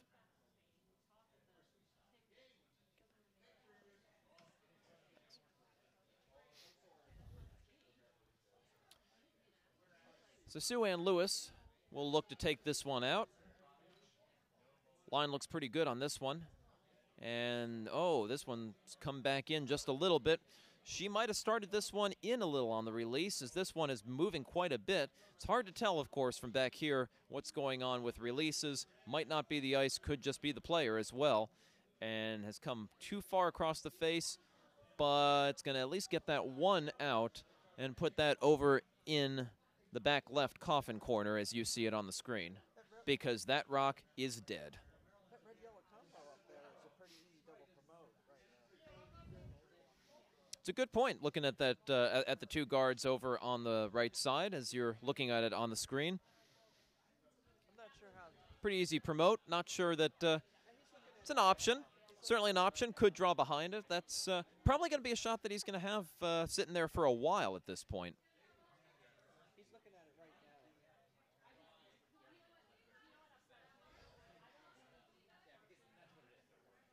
Saving it. He's going to save it. Yeah, he is going to save that one for later. I think that's a good idea. He's going to have that shot for a while, and there's not really a whole lot that Corrigan can do to take that away. And part of what he's doing here, see, he's putting one up top of the house. That gives him a second thing that he can promote. They can't block it both. So rather than trying to go behind right now, which would work in the favor of the other team because they could smash that and knock everything out, they're just... So he's going for the biter guard here. They're going for The one's looking a little bit... this could be pretty good weight. It's coming over more than I think he'd like. That's perfect. That's going to be pretty good, though. Get a piece of that well, he didn't quite get there, but that's actually going to be... That's still pretty good. Without the hammer, he's got a good control of most of the center at this point. He's got 2 tap-back opportunities. Now he's got one sitting in the back 12 that now he's taken away the freeze option in large part, and it's going to make Corrigan have to play a cold draw behind the guards at this point. Or he could just play to take out that guard that he just threw. Clear things out there. Keep it open. Make sure that he's able to go and pick up one here in the sixth to cut the Chesapeake lead to 1. This is the point where you start thinking more about the end game strategy. And you think, well, I've got the hammer here in the sixth. I want to make sure to get 1, maybe hold them to 1, come back down 2 with the hammer in the 8th, take my 2, push it to an extra end, and hope to get a steal. Make sure to control the 7th rank with your rook and leave 1 tile in the back. Perfect end game strategy. First rock here coming from Brian McAndrew, the vice, for the Corrigan ring. You're glad they came It's not very useful stuff. He's thrown this one. It's moving quite a bit, and actually it looks like it's going to help out quite a bit because that is not enough weight to take that yellow rock out. He's going to raise it right to the tee line, and now it is 2 for Chesapeake with a guard. Got a red guard sitting right there on the center line, a red corner guard, and with Wick throwing right now, this is a fine mess that Patrick Corrigan and his team have gotten themselves into, and he knows it. With you know how with judging you score on a scale from 0 to 4. I've always thought that it should go from -4 to 4 because if you make a shot that is as good as the shot your opponent would have thrown on their turn, it really is. You've helped them more than if you just had hugged the stone. Advanced scoring, call it the Galebach method. I don't know. But don't you think? I mean, that would be well into the negatives. Maybe it's -3 out of 4. So the second rock is away here for Martin Wyatt. He's throwing this one out to the open side over on the left. Waiting for this one to come back a bit. This one's got to get off of that red corner guard. and he's going to get a piece of it and bang the red guard. This might not be all that bad. He's actually ended up just kind of junking things up a little bit more. There's some run back opportunities over there on the right side for McAndrew, but he's got to clear some stuff out. He has to think about anything that he can do right now to make sure that he gets one. Giving up a steal right now is going to be big, big trouble. Even if you give up a steal of one, if you come back with 3 in the 7th, you're tied without the hammer coming home. It's a lot of pressure in the 8th. You'd much rather be in a position where being down 1, down 2 maybe even with the hammer. Certainly for this team that managed to capitalize when they had hammer earlier with 3. McAndrew throwing his second rock now, just trying to clear some guards out of the way. That's exactly what you want to do. Opens up the middle a little bit more. And Wick Dudley will probably look to put a rock right back where it was on that center line.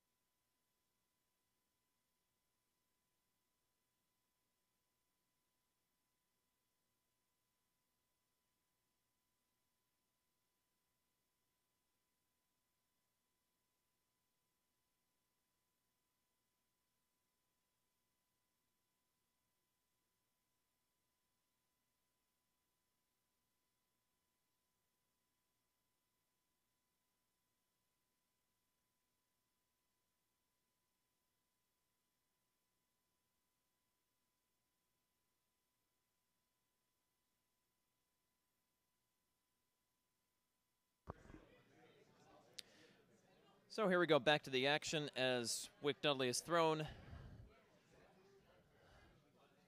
So you've got plenty of junk up there in the front of the house. Got a couple of red guards on the right side. You've got a Chesapeake yellow on the center line, another one over on the left side, covering right around the middle of the 8-foot. Certainly this is looking very good for Wick Dudley and his rink right now. I'm going to watch the rest of this game pretty intently. You mind if I just join the commentary at this point? Yeah. I'll keep the Scrabble nonsense to a minute.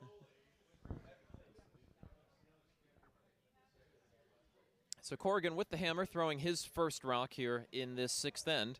Pretty good release. Looking to run this one back over on the right side. Got a couple options. Sweepers are on this one about midway down the sheet. It's going to overcurl a bit. They're almost right through the gap. That's exactly what I was thinking there. The gap is not big enough, though, to get through. Well, I don't think that really helped him out very much at all. Brian, turn your mic on. I thought I did. Isn't up on? Now it's on. Testing. Testing. 1, 2, 3. This is Brian Gilbach joining the commentary. For real this time.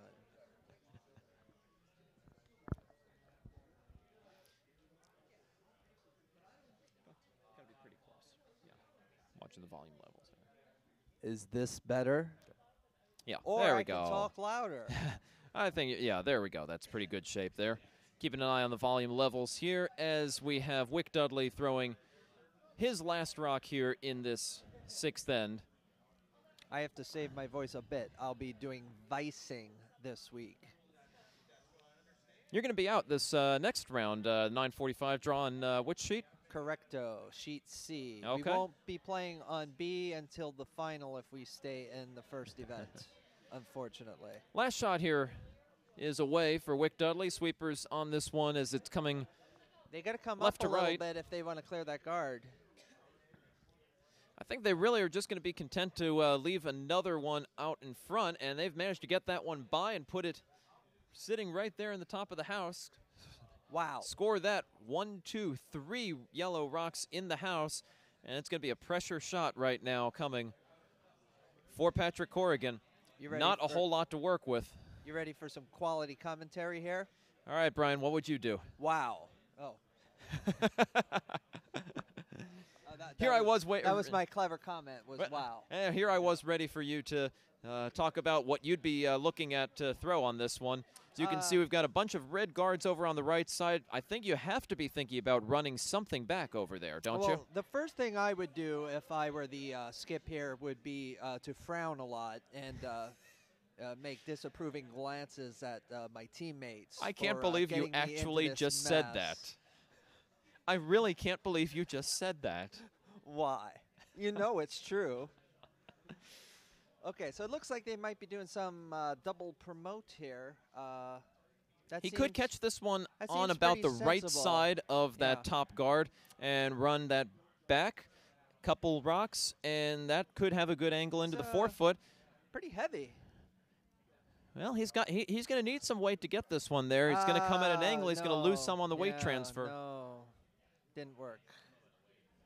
And that is he's not. He didn't catch. I don't think he caught enough of that one at the top. Yeah, and a that little is going to lighter, be a they would've steal got of the- 3. A little lighter, they would have got the curl they needed to get the right angle there. I think they're looking to decide if they're going to shake on this. And I think that's it. They are calling it quits. A steal of 3 and an 8-3 lead. And that is going to do it here, I believe, for this one. Wick Dudley goes to 2-0 on the weekend so far. The handshakes are indeed coming out. 8-3, your final score in favor of the Chesapeake Gunners. They go to 2-0, both wins coming today. And with the loss, Royal Canadian falls to 0-1. We'll be seeing both of these teams in action tomorrow, of course. Wow. Well, Sorry I didn't get started sooner here on this. I was busy playing a little Scrabble there, but well, you've. I was waiting for the exciting part of the game, and then I think I waited too long. I think the excitement definitely came right around the third end. You look and Wick Dudley with his tap back to put 1 on the board. A well-orchestrated fourth end for the Corrigan rink to take a 3-1 lead, and then taking advantage of a couple of mistakes there in the 5th, and then again in the 6th. Wick Dudley really putting together some good shots from his team and just kind of took over right there in that 5th and 6th end. Take 4, steal 3. That finishes it off every time. Are we going to do any bonus coverage here of any Yeah, of the well, other sheets, or do we not really have the Well, let's see. camera Well, we're setups gonna to do that right? let's we see. do. We can give you at least a score update. Looking over there in the that's- 7th end, there we over go. on sheet Ooh, D. Look at those It is scoreboards 6-4. fly off the screen there. That was almost 3D action there. It was 3D. Wow. Now let's see. Taking a look over on sheet D, it is 6-4 in favor of the ladies over the Mulvies. Right now in the 7th end. Do you think I can patent that or trademark that phrase? Wow. I don't think So that anytime I don't anyone think says they'll that, allow they that. have to pay me a royalty? No. Okay. Thought I'd ask.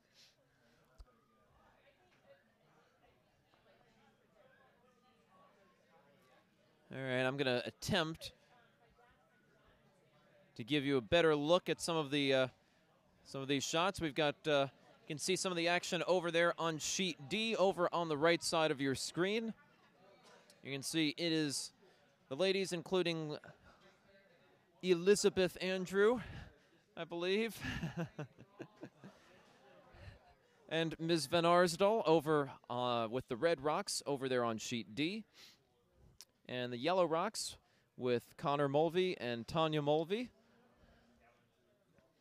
Again, it is in favor of the ladies 6-4 over there on sheet D. Looking over on sheet C, you can see on the left side there of your screen, I don't believe they've put the score up from the 6th end. It is 3-2, I believe.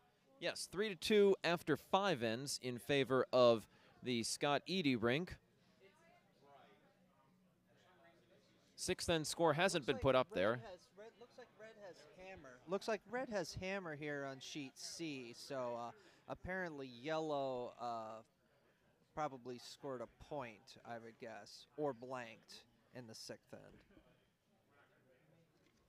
You can see there's Tanya Mulvey, the vice for her team, setting up to come out of the hack right now with the yellow rocks over on sheet D.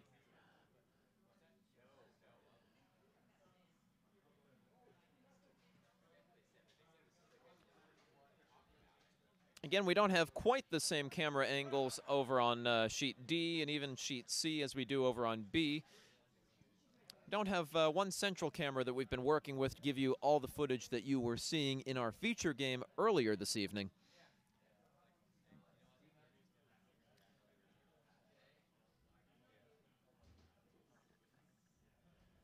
Wow, they just went through a really tight port over there on sheet A for a great shot.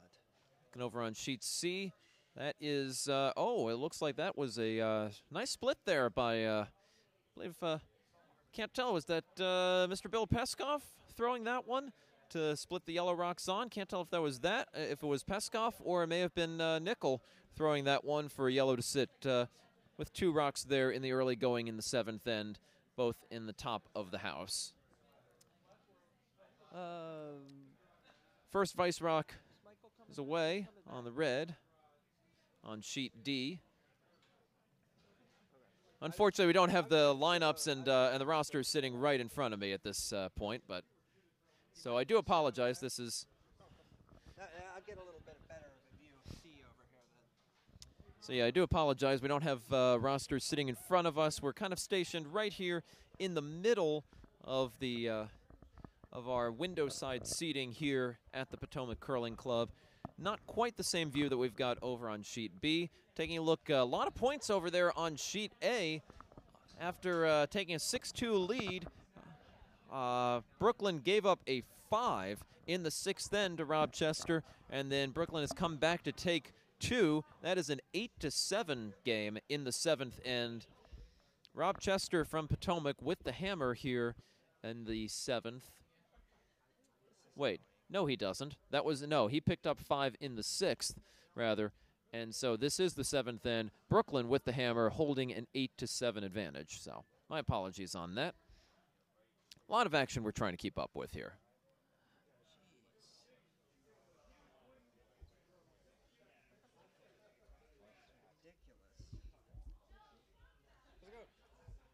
Melvin Shaw joining us here from behind in our broadcast booth. Good to see you, Melvin. I like to approach from behind. That didn't sound right.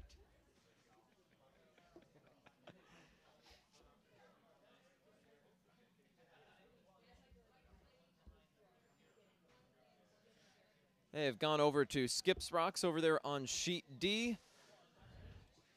And a nice hit right through a port for the ladies team. And I believe that puts them sitting, it looks like that is 2 red rocks sitting over there on the right side of the house. Again, the ladies already with a 6-4 lead here as they are playing the 7th end. Still no score having come up in the 6th end for the Scott Eady match that you're seeing over on the left side over on sheet C. If you minimize this, does this still work? Well, it's a little grainy. Try hitting the yellow button on it. I don't know. I just want to see what happens. Well, part of it is because Are we still good? something. Yeah, you're still good. Yeah. Good, because that's very. For some reason, the high quality stream was just eating up too much from what punches. Let's cut back over to in the hack. It looks like maybe Mr. Richard Chin from here in Potomac. Yes. With his rock coming down the sheet, playing with the Mulvies over on sheet D with the yellow rocks. Sweepers on this one most of the way down the sheet. Just trying to go and draw one in that port, maybe play a tap Fantastic back. shot here I on think sheet C. I think he's come with the wrong angle on that one, and it is still looking like 2 red. Yellow with yellow having scored 2 in the 6th end. This could be a game breaker, folks, over there on sheet D. You can see what appears to be those 2 red rocks sitting shot over on the right side of the house. And it just pisses me off so bad. The video's not like they do the camera like through the glass. And it's not, you know. Oh, And Andrew's first rock is away. I mean, they're traveling. They've put up a score over on sheet C. It is now a 6-2 lead in favor of Edie, and with mostly yellow rocks sitting around the house. And crashed on the guard there. So opportunity here for the red team from Philadelphia, I believe, over on sheet C. Cut back over to sheet D. You can see Skip's second rocks coming over there. Richard Chin trying to find anything to at least be able to pick up one here in this seventh end. Currently trailing 6-4 without the hammer. Give up 2 here, and that is probably going to be the game. You are not going to see this team that he is playing against of ladies miss enough hits to give up 4 in the 8th end. So this really is kind of a now or never moment here for Richard Chin. This is his shot he has historically not enjoyed that much. The throwing towards the left with the out turn tends to be a little bit of his, sometimes pushes it to the left is what he's been doing. But that one looks pretty good. Well, inside knowledge from Brian Gelbach from his scouting notebook. I've played him many times, and with him and against him. Got to get this one around the guards. I think he's done that, and this is looking pretty good. Excellent. That is going to be right there in the 4-foot. Nope, back still of the going. 4-foot. Well, that's going to touching the 4-foot. That's yes. That's still sitting around there for shot rock, and now ladies are going to have to deal with that.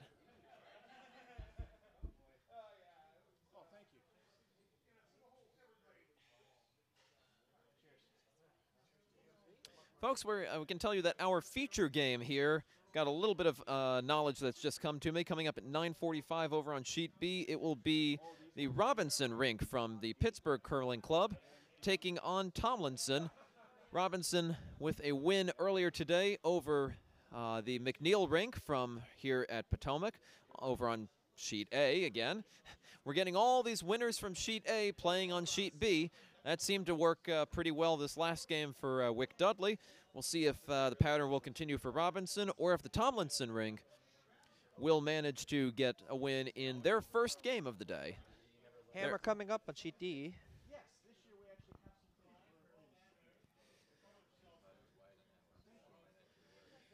So again, we will follow this hammer rock over on sheet D. Again, red sitting second and third shots. Yellow with the shot rock. It's got a hole to go through. Framed pretty nicely. Is that going to get to the back one? Nice shot to get that one out. It is going to be, looks like a 3 on a beautiful shot there, and that is going to close that game out. The handshakes are coming out. And by a final of 9-4, Richard Chin and Team Mulvey go down in defeat to a bunch of girls. Not my words. Melvin Shaw providing comedy behind me. To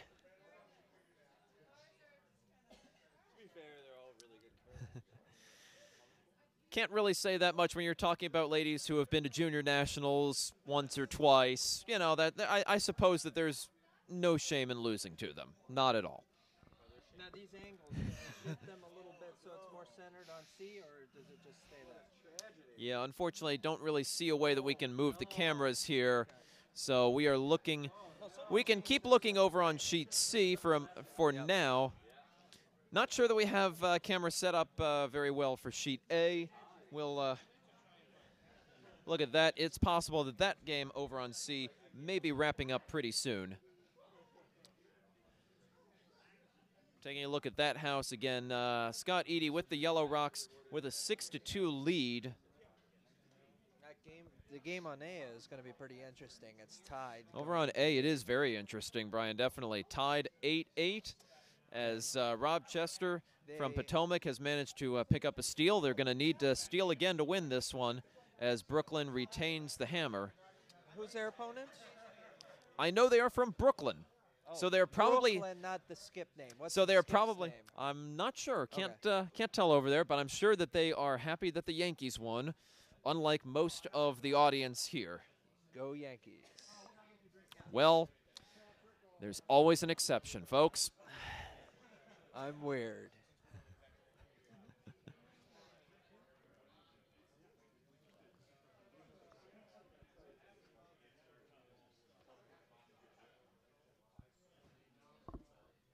Two rocks left for red. One rock left for So is the first skips rock for Philadelphia here.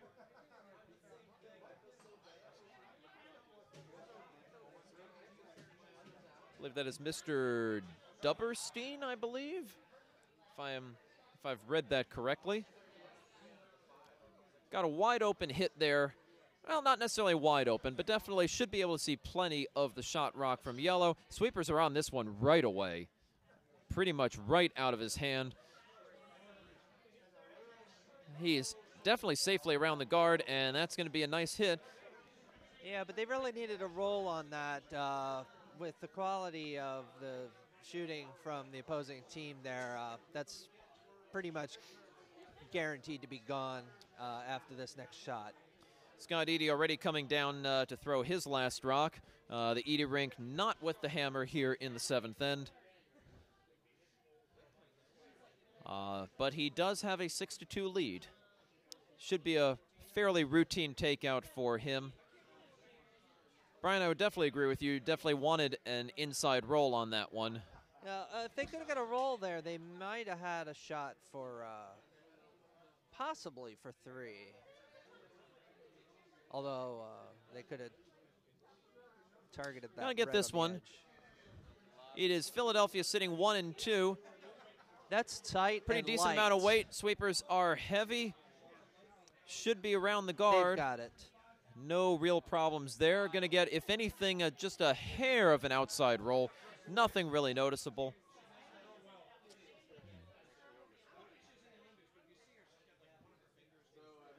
So red with a nose hit will score 2 here.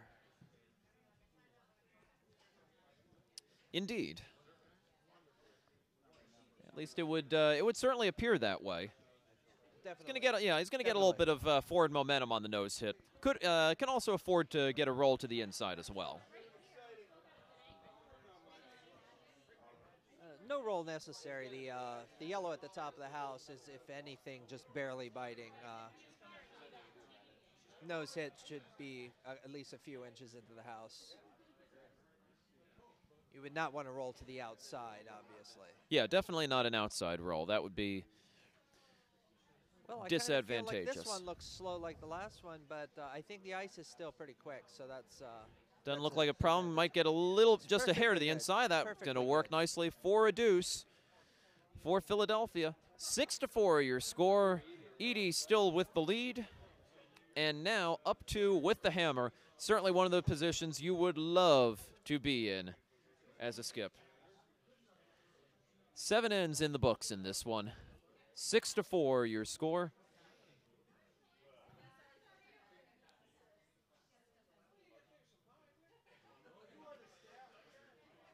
So again, a quick update on results already. 2 games this draw are already in the books.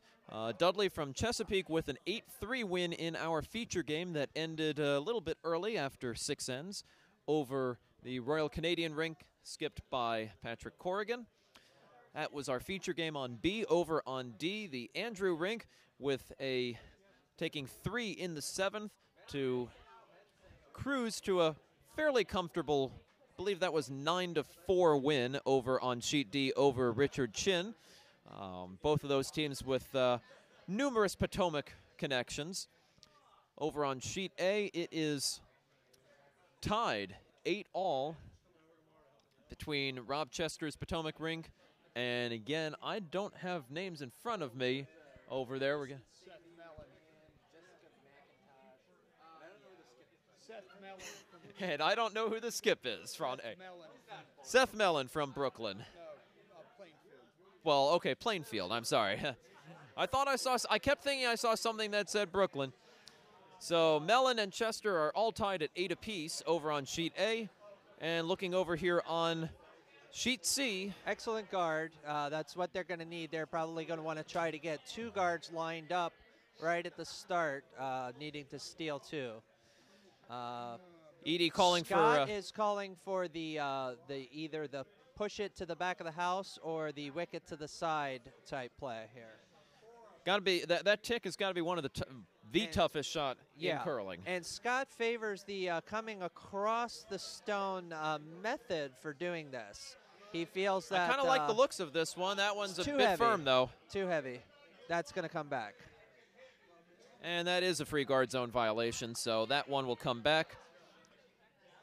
Certainly doesn't make things any worse than it was earlier, though. Absolutely. I mean, your other option would just be to throw it away, so you might as well give it a shot. Even if you get the violation, you're no worse off than if you just threw it through the house. So 1 guard there, and we'll be seeing another one coming up here, I would imagine. Is that what he called for, or is he coming straight into the house right now? I would go for the second guard. I would think a second guard, especially. You're still.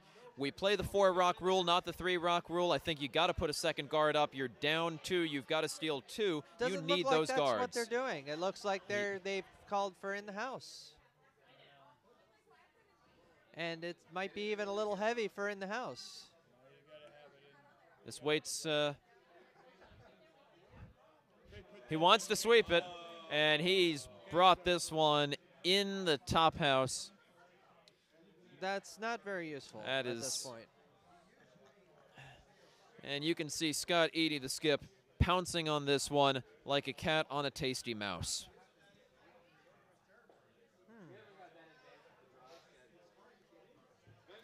A tasty mouse. Yeah.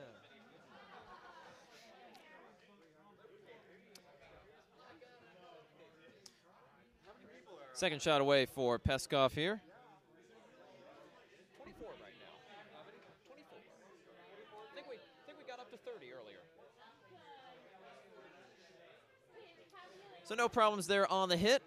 A little roll to the inside might not have been a bad thing, but at this point, when you're up 2 with the hammer, just hitting and sticking around just to cause any sort of trouble is plenty fine. You'll see now, the problem with not going for the 2 guards immediately is now, even if you get in behind the red guard perfectly, Team Edie can basically just peel the guard. They have hammer. How do you end up with 2 in the house and have them both protected? You really can't. That's exactly right. With 2 guards, you can start drawing behind them each time. And if you throw them right, all that can be done is just to pick off the guards up front. Yeah. Now you're chasing with red sitting with 2 in the house every single time, Yeah, and forcing the hammer team to end up throwing to the 4-foot or the button just to get 1 to win. Otherwise, they go to an extra end. Yeah, now they decided to put up the second guard, but now since you're not in the free guard zone, It's too late. And really, the way these are set up for a nice double. Yeah, they might double them out, and that's going to pretty much do it. And you know that Nichols got the weight to be able to throw this one. I did not know that, but now I do.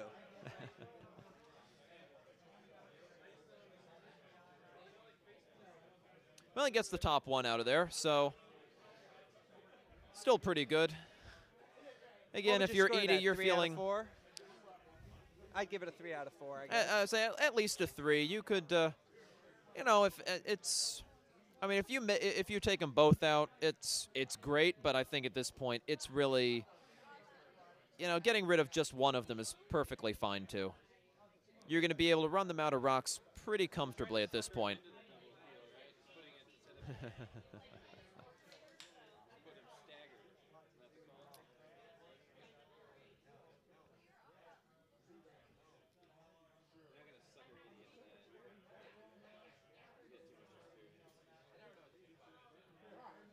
you think going for the double is a bad play? Right now I do. It's lined up for the jam.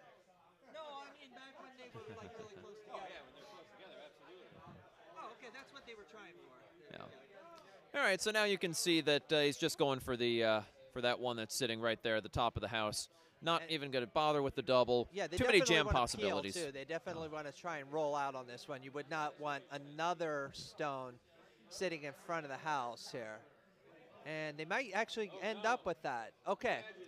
So Well, this is he's run actually that a one plus straight for back red. and left a guard up there. Now this could get interesting. I'd maybe try the hit and roll off of that yellow pretty soon.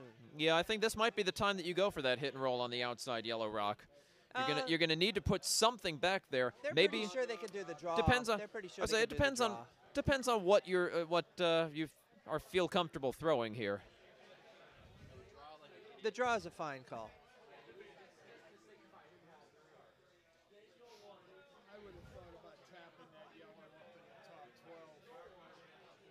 Tapping the opponent No, yellow. no, no. Oh, he's red. I'm sorry. Well, if you're going to throw the draw, you've got to make sure it gets there. You've Okay, got to don't do sweep. that You during a can't game hurt now. it. Can't hurt it. Can't hurt it. Can't hurt it. Can't hurt it. This is fine. This is fine. It's Well, more it's clutter okay, up but top. you don't have many rocks left though. That's the downside. You take a Uh, look at how the situation looks over there now on sheet C. I think it's fine. What do you think, Rich? Rich likes it. Apparently getting some. I'm being outvoted at this point, which okay. Strategy geniuses. Overlap guards up there. Genii. Position, it's still 3 rocks that are overlapped that are very hard to remove in one shot. So you're going to be able to get one in behind and then get a second one in behind. Have you seen Brandon yet? Yeah. Oh, he's here. Oh, yeah, he's been here. So the yellow rock away here. No problems peeling off that guard. Almost got a piece of another one there. Get 2 of them. So Looks 3 like- rocks left for red Three here. rocks left, yes. You can try coming in or tapping. If you're light, leave it up front. Yeah, I think at this point you definitely. I think right now I would really like trying to come in, throw the draw behind. That's what it looks like the call is right here. Do you have a stopwatch? So I'm the only. Going to be coming around from left to right Do you have a stopwatch? as we switch our camera angle over now. We need more than one person with a stopwatch. So please get it out if you have it. Weight's looking pretty good on this one. Line's looking pretty decent too. Might want to sweep this one to go and bury it. Can be okay if it's sitting just. Yeah, there's no reason they shouldn't have been. Well, that's sweeping not that hard bad. at the very Probably end could have there. swept that one a little bit deeper though. Yeah, even if you get in the back house at that point, creating some clutter in there. But see, now he is going to take the second rip. So Edie looking just to go and peel the guard off up front. Probably doesn't mind if managed to get rid of the yellow guard too, but at this point he just really wants to get rid of that red rock. And roll out. If he can almost nose and get rid of both, he don't care about sticking around. Shots away, plenty of weight. Looks like they're on the. Ooh. Okay, good. No problems there.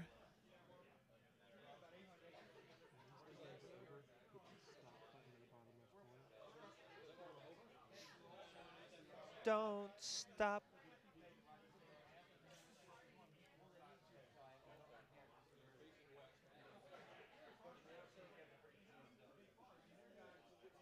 It's kind of a quick update looking over on sheet A. That game tied 8 apiece. Rob Chester throwing his last rock. He does not have the hammer, and he's facing 2 yellow rocks that are sitting, one on the top 4. Got another one sitting over on the left side on the don't see touching how that's full gonna 8, work out for and them. there's nothing that is going to happen there. The No. handshakes are going to come out, and that is a loss for Chester, and Mellon will pick up the win in his first game of this weekend. He'll stay in the first event. So Mellon won't even have to throw his last shot. You can see Well, we can see 4 yellow rocks sitting there, 3 of them with pieces of the 8-foot or the 4-foot, and 1 in the 12. 12 to 8 technically would be your final in that one. So a conundrum over here on C. What would you throw, Dave? Well, you've got Like one that's go? sitting over there. I kind of wonder, you've got 1 shot rock sitting there in the 4-foot. You've got a yellow rock that's sitting over there on the right side. You've got this one and 1 more to play. I might consider actually throwing something over at that yellow just to kind of freeze down to it. Maybe corner freeze. I mean, at this point, things are wide open. You're probably kind of hoping for a miss. I think you've got to do something that's putting that yellow rock in play to help you out. Rich Ashford agreeing with me on the corner freeze here. Leave that alone. Come after the open red. Yeah. Okay. You swat, then he leaves his there. Then you hit and roll behind. With Yeah, the but you're open still red. going to have to get rid of the yellow No, yourself. if you corner freeze it out, count. So here comes the first Skip's rock. Well, but it's still coupled together. Scott will probably leave it alone. I was thinking that, but it's so far back, though. It's Duberstein's first rock.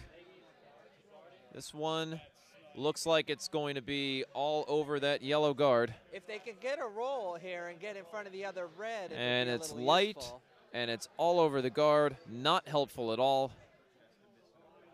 All they need to Edie's do got is the hit that wide rock, open yeah. hit on the shot rock, and as long as he's able to get rid of this, that pretty much should be game over. Technically, yeah, there's not a way that they're going to be able to deal with the yellow and to be able to get that red one in the house, and they'd have to hope for a miss. It's just too much to ask for as long as Scott Edie makes this shot coming up. Pretty open hit, one that I'm sure he's made thousands of times.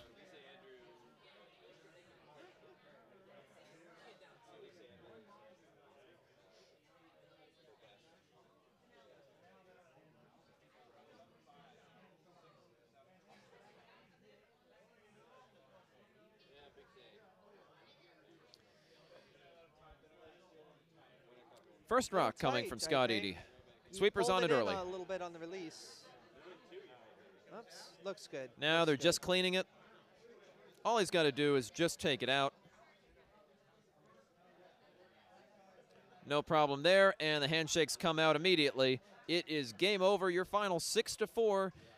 Edie picking up the win to stay around in the first event in his team's first game of the weekend.